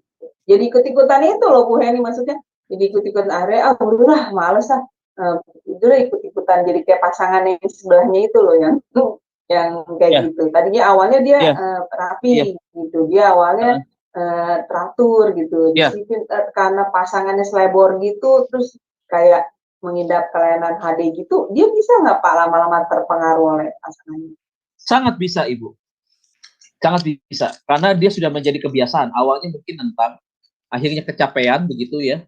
Iya, Dan iya, akhirnya faktornya banyak. Satu, tidak mau memperpanjang masalah. Jadi akhirnya mengalah. iya. Dia udah mengalah, tetapi sebenarnya dia salah begitu. Akhirnya menjadi sebuah pola pembiaran. Dari pola pembiaran itu akhirnya ya udah ikut-ikutan. Lama-lama akhirnya sama begitu. Nah, ini makanya bisa terjadi begitu. Salah satu pasangan tidak mengidap HD, tetapi bisa membawa pasangan yang normal juga mengalami HD. Bisa terjadi seperti itu. Tapi bisa juga yang pengalaman HD, yang kena HD, pasangannya bisa membawa yang HD ini untuk sedikit-sedikit berubah, bisa. Yang ketiga, tidak bisa sama sekali sampai muncul kepada tingkat perceraian itu tadi. Jadi memang ada 3 alternatif seperti yang Ibu bilang tadi. Yang baik bisa ke bawah, tapi bisa juga yang baik bisa mempengaruhi yang tidak baik. Tetapi yang ketiga tidak bisa sama sekali, akhirnya berpisah. Alternatif jalan yang menurut mereka terbaik begitu. Jadi seperti itu. Iya Bu Heni, jadi tadinya itu orang pasangan yang ini tapi orangnya rapi, resik, karena berpasangan dengan yang ini orang gelo nih pasangannya Bu Heni ya, maksudnya kayak gitu. Dia karena nggak mau ribut, nggak mau ini kan, karena menyuruh orang yang punya kelainan HD itu kan sulit banget loh ya pada dia untuk dia berubah dia tuh ya sulit. Nah karena nggak mau berantem, jadi ya itu pembiaran lama-lama yang baik ini bisa terbawa Ibu Heni gitu jadinya sama yang ya. Nah, itu mengenai barang rongsokan. Bagaimana dengan ada pengalaman nih Pak, orang Indonesia menikah sama orang Amerika, tinggal di kota Pennsylvania. Suaminya meninggal duluan, jadi dia sebatang kara di sini nggak punya anak, dan akhirnya dia meninggal. Dengan dia meninggal itu rumahnya dijual, ya kan? Nah, kebetulan pembangun rumahnya itu orang Indonesia, developernya itu menikah dengan orang bangsa lain, seorang pemborong rumah yang memperbaiki rumah gitu. Nah, waktu saya berkunjung ke sana kemarin, waktu itu dia nunjukin nih rumah, katanya ini nih ruangan tamu. Waktu rumah ini nggak bisa jalan, berpail-pail barangnya, nggak bisa dibongkar, terpaksa dipanggil tukang truk apa itu untuk mindahin barangnya, diemptiin karena mesti ditawarin ini ke orang lain kan, mau dijual kan ceritanya. Nah, waktu dibongkar Pak barang-barangnya, itu bukan barang-barang yang murah Pak di dalamnya. Jewelry. Kalau dia pergi ke negara mana dia beli Pak, mahal itu Pak, asli emas, ada yang permata, terus nanti kipas, ntar apa pokoknya souvenir bukan barang-barang yang murah, souvenir yang mahal gitu. Nah itu bukan barang rongsokan, tapi dipail sama dia jadi rongsokan, kayak baju batik tulis, batiknya mahal, batik tulis itu dipail aja sama dia. Bagus barangnya, bukan barang-barang krecek-krecek begitu, enggak barang-barang mahal. Nah itu gimana tuh Pak? Itu masih HD? Iya Bu, jadi tidak selalu itu barang rongsokan. Bisa juga itu barang-barang yang memang punya nilai, punya kualitas begitu. Tetapi tentunya tadi ada latar belakangnya kan, kenapa dia seperti itu ya. Karena mungkin itu tadi, karena ada sejarahnya. Jadi dia sayang untuk dijual sebenarnya. Sebenarnya barang itu berharga begitu. Sebenarnya ketika dia berpikir bahwa kalau dia pakai, dipergunakan itu mungkin nggak semua ya, mungkin ya, hanya beberapa begitu. Kelihatannya dia koleksi Pak, bukan dia mau pakai, dia kolektor, dia koleksi. Kayak piring-piring Jepang, yang mahal, itu mahal kan, itu harganya mahal. Jadi makanya barang yang dipindahin itu bukan barang-barang rongsokan, barang-barang berkualitas dan valuable gitu loh Pak. Kalau itu nggak termasuk ke kolektor barang-barang mahal yang termasuk memang di dalamnya itu punya nilai jual tinggi dan itu umum. Misalkan itu tadi ya, misalkan jam-jam kuno, jam-jam antik begitu ya, itu beda. Tetapi apakah dia jual nggak sekarang? Gitu. Enggak, dia jual, dia udah mati Nah, Pak, itu udah meninggal. sayang, harusnya dijual. Kan begitu kan. Iya, Dijual. jadi uang. Karena kalau biasanya kok kolektor itu kan dia cari uang sebenarnya kan. Dengan barang-barang yang tua itu dia jual, dia beli, kemudian dijuali dengan harga yang mahal. Kemudian dia cari lagi. Kalau kolektor kan begitu kan. Dia tetap jualan sebenarnya, bisnis sebenarnya dengan barang-barang seperti itu.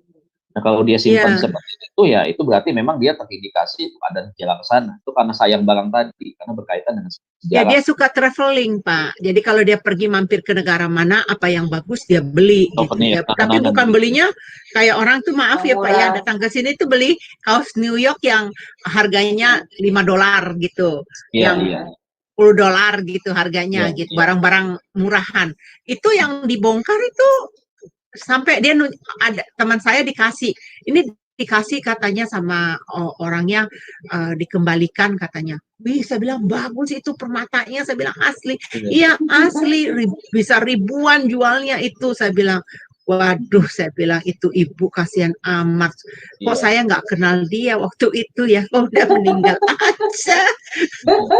Warisannya banyak ya Bu. Iya, iya. Warisan barang berharga. Oh berarti Pak Dedi yang dimaksud dengan orang hadis ini dia menumpuk barang-barang yang tidak berguna gitu ya Pak ya. Tidak dia Tapi pakai gitu ya Pak ya. Mungkin Yang pakai tidak dia tumpukin barang-barang itu, kemudian juga barang-barang itu Berarti pernah saya dipakai. HD dong Pak. Itu banyak di laci plastik-plastik. bukan begitu Bu ini ada itu. Mungkin kayak teman saya itu loh Bu yang saya bilang dia udah beli, misalnya dia udah beli sabun mandi, udah banyak nih Bu, besok ada lagi diskon dia beli lagi, terus besok ada lagi dia beli lagi, nah kayak gitu Bu, gak berguna kan. Karena saya pengen ngeliat gini sama suami, saya bilang kenapa nggak suruh istrimu buka toko aja, saya bilang toko jualan, karena dia demen ngumpulin kayak gitu, mendingan dijual, juga gitu Pak Randy. Iya Iya. kan. Apakah Bu itu Heni, berkaitan dengan orang pelit Pak? oh enggak Bu, enggak pelit Bu. Pelit bagaimana itu? Kan kadang-kadang orang Boros yang malah. seperti itu. Oh, barang-barang Kan bekas sayang begitu. dibuang Pak. Saya Hah? bilang entah kalau mau dipakai lagi sayang dibuang. Iya, dia kalau udah pakai barang 30 tahun mau pakai di zaman sekarang Bu. Dia Oh ya mau udah kembali enggak ke ya zaman Pak, dulu. benar. Ya kan nggak mungkin Bu, begitu. Mau pakai baju ya 30 tahun yang lalu, masih zamannya Rincing Sia masih muda, kalau mau pakai, kan nggak mungkin. Dia main begitu, dia pakai baju kayak begitu, kan dia aneh sendiri di zaman sekarang. Iya. Enggak Coba Pak, saya sekarang, enggak aneh Pak pakai baju 20 tahun yang lalu. ya kalau misalkan ada komunitas yang memang kembali kepada masa-masa yang tahun 80-an, misalkan kayak begitu, dengan gaya pakai celana cutbray, sekarang juga masih ada kan beberapa komunitas Iya, seperti kalau itu, di mode. momen-momen tertentu begitu. Iya benar. Nah, kalau itu kan sepertinya memang budaya seni menjaga sesuatu yang memang dulu pernah ada di Indonesia begitu kan. Tetapi kan tidak setiap hari dia kerja kemana pakai celana cutbray terus begitu. Pakai baju koboi yang siap pinggangnya kecil-kecil sempit begitu. Kan nggak mungkin Bu, gitu. Dia akan aneh sendiri. Dan kalau dia pakai sendiri ya itu berarti dia ada sesuatu yang mungkin ada ke sana. Tetapi kalau dia bergaul dengan komunitas yang juga pada hari itu pakai pakaian itu yang sama, itu kan nggak bisa dikatakan dia mengalami HD gitu, nggak bisa. Nah, itu Tapi Ibu mengenai Heni mandi kan setiap hari? Oh mandi Pak. Makanya enggak dong. Kalau HD tadi kan cirinya nggak suka mandi dia. Jorok banget ya Pak.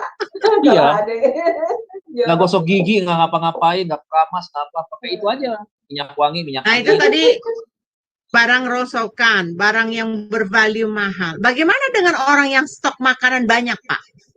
Jadi Sama aja Bu, kalau dia nggak makan Bu, makanan kaleng bekas beberapa tahun yang lalu sampai expired begitu dia. Oh, sama iya, ya. betul.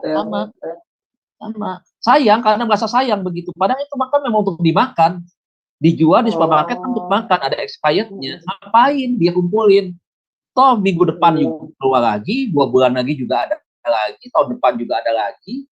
Dia suka sarden juga besok 1 bulan juga nggak habis, masih ada lagi dia jual.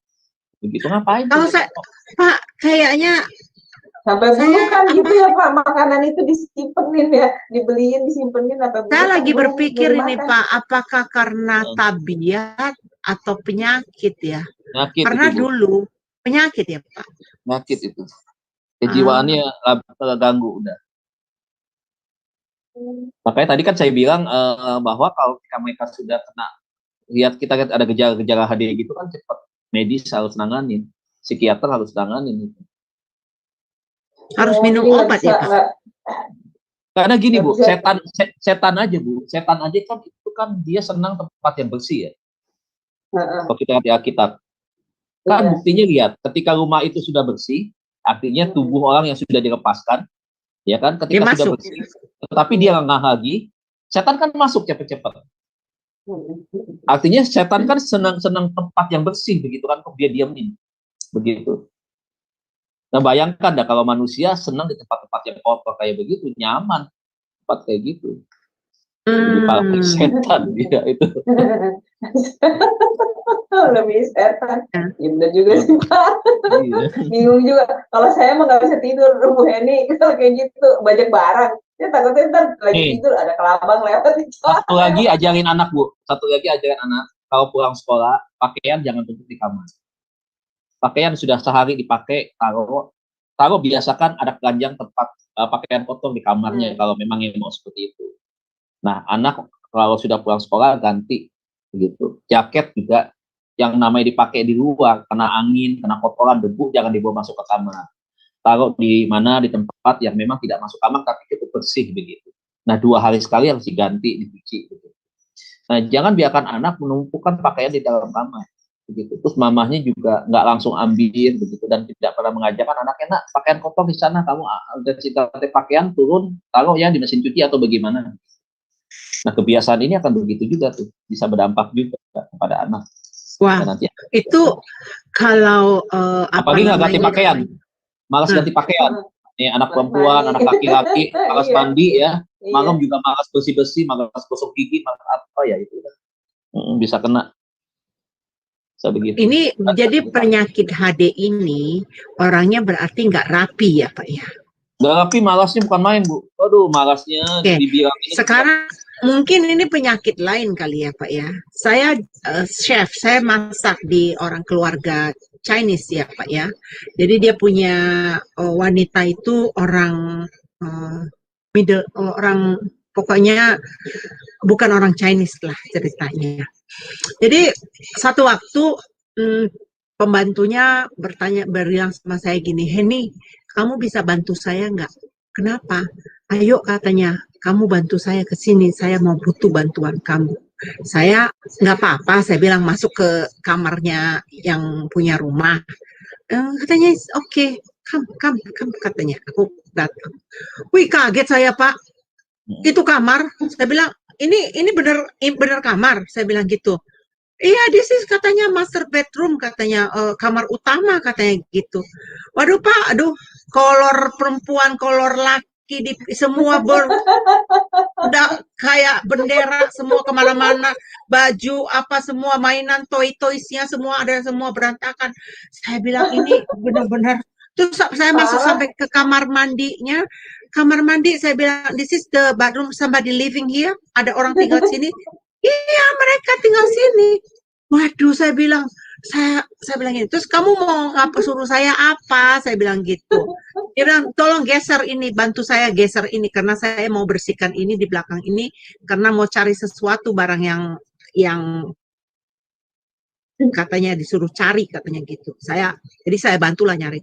Saya keluar. Nah itu bagaimana Pak? Saya lihat karena waktu saya itu dia datang, dia bersama mandi, yang perempuan mandi Pak. Kan Bapak tadi tanya sama saya, Bu Heni mandi nggak? Mandi saya. Nah, kalau itu juga perempuan itu mandi Pak. Terus laki-laki itu juga mandi. Nah ya, itu kalau yang udah parah kan nggak mandi. Itu kan tingkat yang kelima. Tapi kan kalau itu di bawah itu kan ada yang memang tetap mandi.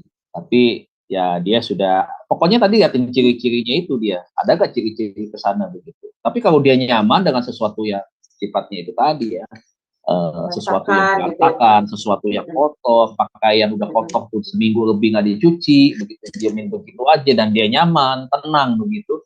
Nah itu orang udah ada sesuatu yang beda Bu, sesuatu yang tidak dikatakan masuk sesuatu hal yang cukup mengkhawatirkan, masuk di dalam arah ke HD tadi begitu. Oh masih termasuk HD itu ya? Ya, tapi memang bisa berkaitan juga dengan orang yang cuek, masa bodoh kan. Tetapi masa bodoh juga nggak mungkin karena orang yang pasti nggak nyaman, Begitu. Apakah karena mereka sudah mereka pemakai sih Pak, saya tahu.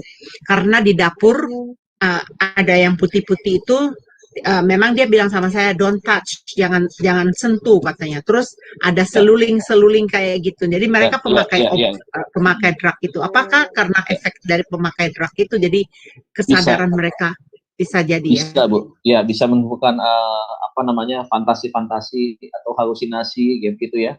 Ada obsesi-obsesi tertentu di dalam dirinya dia berkaitan dengan itu tadi ya. Masalah-masalah pemakaian obat itu tadi.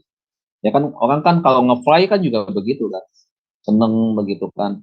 Jadi pikirannya kemana-mana begitu. Nyaman, tenang begitu katanya ya. Soalnya ya nggak pernah pakai obat sih.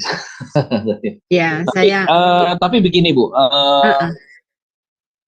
biasanya juga ada juga orang yang HD, tetapi sebenarnya dia bukan HD. Contohnya orang yang terikat dengan kuasa okkultisme, misalkan kalau dia terlibat misalkan untuk mencari kekayaan ya, kalau bahasa-bahasa di Indonesia kan banyak ya, ada disebut dengan muja, nyumpang, apalagi lah segala macam. Itu persyaratan misalnya. Ada yang memang tidak boleh mandi, tidak boleh kena air, gitu kan. Jadi artinya penampilan tubuh dia harus jorok, harus kotor, gitu kan. Itu ada juga yang begitu. Iya, ada gitu.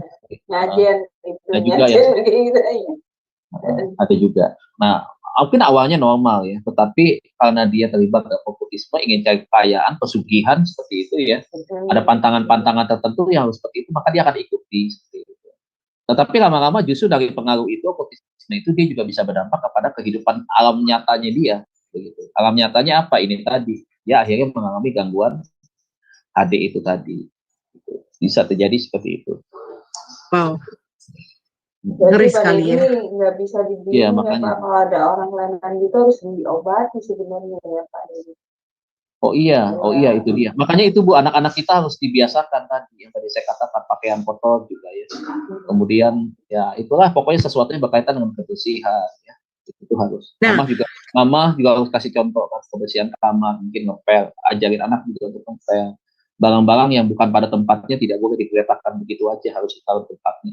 Mana barang yang penting, mana barang yang berbahaya, mana barang yang seringkali dibutuhkan. Jadi kamu tahu tempatnya. Semua diajarin atur tetapi televisi kalau sudah tonton tolong matikan ya, remote-nya di sini, di mana remote-nya taruh lagi. Kipas angin juga demikian. Kalau kamu mau pakai, setelah kamu pakai, kamu berangkat sekolah, kipas angin matikan dulu. Itu sesuatu yang baik. Keteraturan, ketertiban, kebiasaan yang baik itu dilatih dari anak-anak.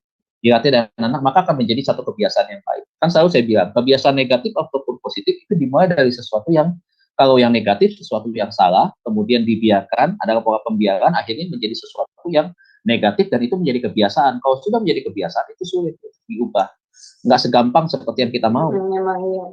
Ya, yang positif ketika kita latih, gitu, kita biasakan, dia akan terbiasa, maka hidupnya akan tertib, dia akan punya sikap-sikap yang baik, ya pola kehidupannya bagus begitu.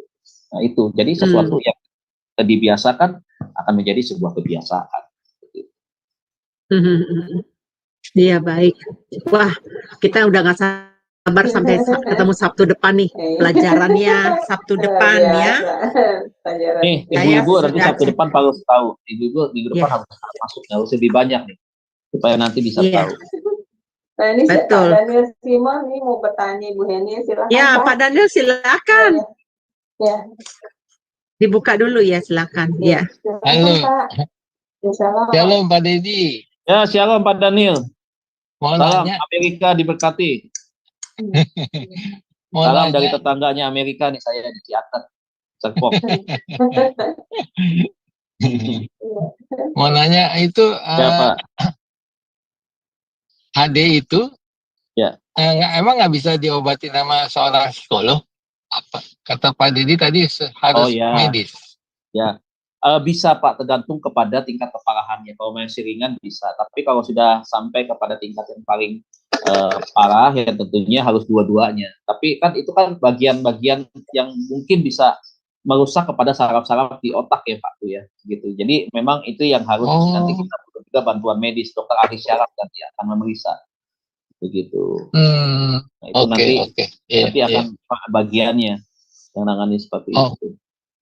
Tapi puji Tuhan kita semua ini memang Tuhan tuh baik ya.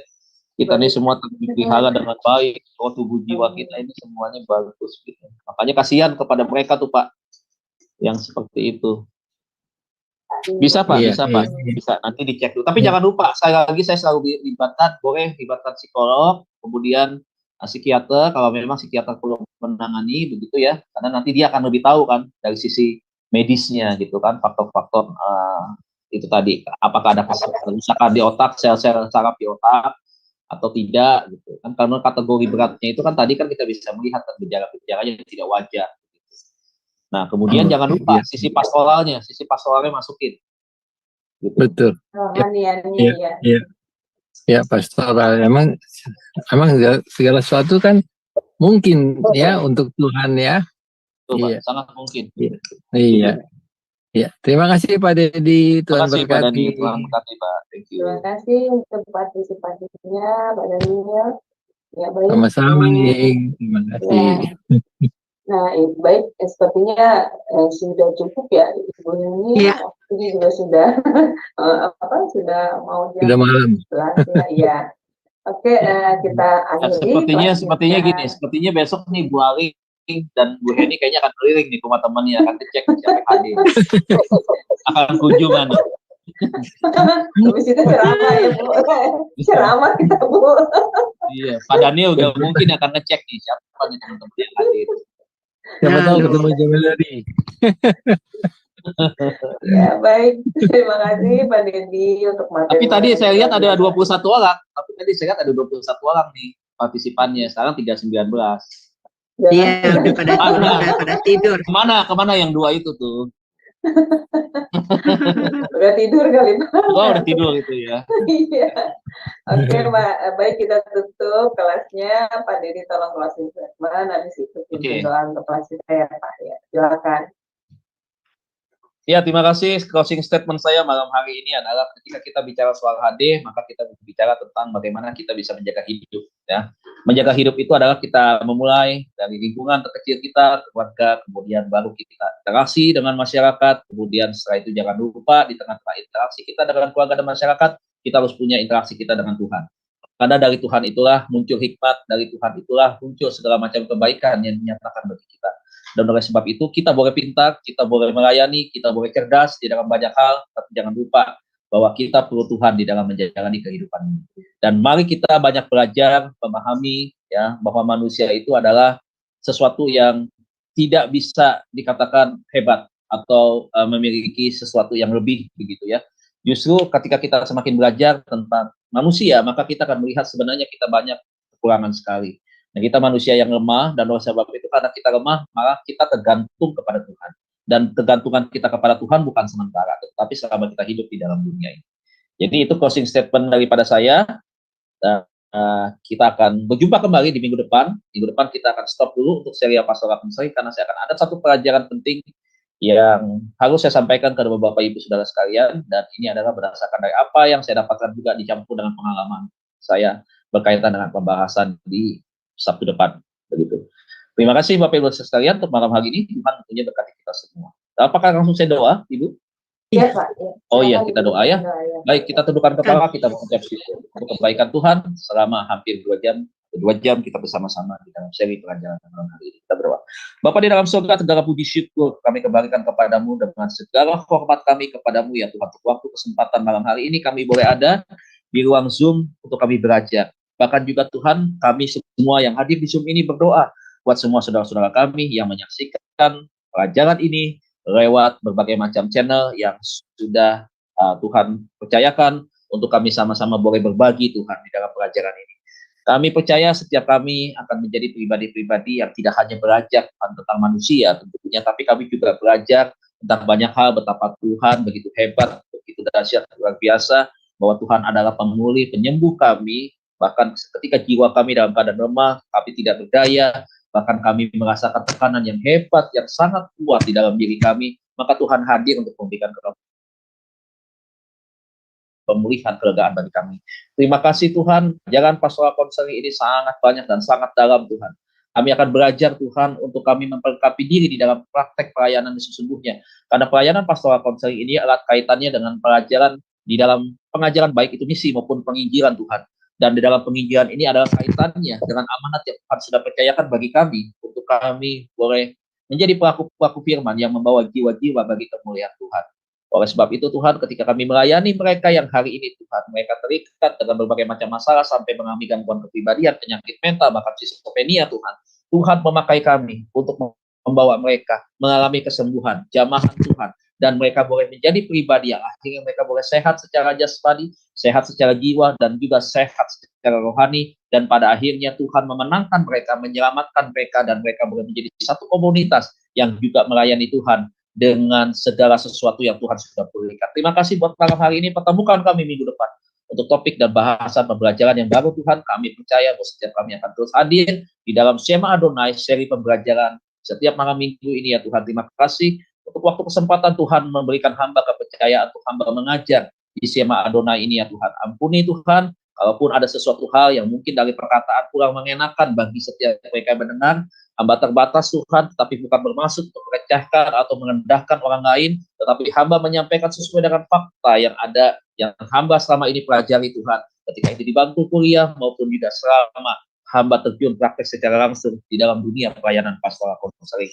Terima kasih Tuhan buat malam bahagia ini. Kita kami akan istirahat, melanjutkan aktivitas kami masing-masing, dan besok pagi kami akan beribadah kepada Tuhan. Tuhan yang menuntun langkah kami, menjaga, melindungi kami saat kami beristirahat. Besok kami akan menerima berkat sukacita surgawi ketika kami hadir di rumah Tuhan. Di dalam nama Tuhan Yesus kami berdoa. Setiap jemaat mari angkat kedua tangan kita, buka hati dan pandanglah wajah Tuhan. Kita berkati kepada Tuhan. Kekasih-kekasih Tuhan, arahkan hati. Berjuanglah dan teruslah bersukacita di dalam Tuhan. Dan sebelum kita mengakhiri dan berpisah malam hari ini, terimalah berkat Allah Bapa kita di surga, cinta kasih daripada Tuhan kita Yesus Kristus, pertolongan, penghiburan, penyertaan Allah Roh Kudus akan terus menyertai kita semua mulai malam hari ini sampai Tuhan Yesus datang di awan-awan permai, menjemput kita, menjadikan kita pemenang, bahkan lebih daripada pemenang, dan kita boleh menerima mahkota di dalam kehidupan kekal bersama dengan Allah Bapa di surga. Yang percaya dan diberkati bersama-sama kita katakan amin. Amin. Amin. Terima kasih Bapak Ibu semua. Thank you. Terima kasih Pak Dedi. Terima kasih. Tuhan berkati. Semoga Tuhan berkati pelayanan Pak Dedi lebih dan lebih lagi. Baik Bapak Ibu yang terkasih, kelas ini tetap akan ada di Anda. Pak Dedi tadi sudah sebutkan bahwa kita akan belajar materi yang lebih seru lagi ya. Jadi tetap stay untuk Sabtu depan di jam yang sama pukul 21.00 waktu Indonesia Barat. Baik, terima kasih Bapak Ibu sudah stay bersama kami hingga sampai malam ini, sampai larut malam ini. Baik, selamat istirahat Bapak Ibu semua. Tuhan berkati. Shalom, shalom, shalom.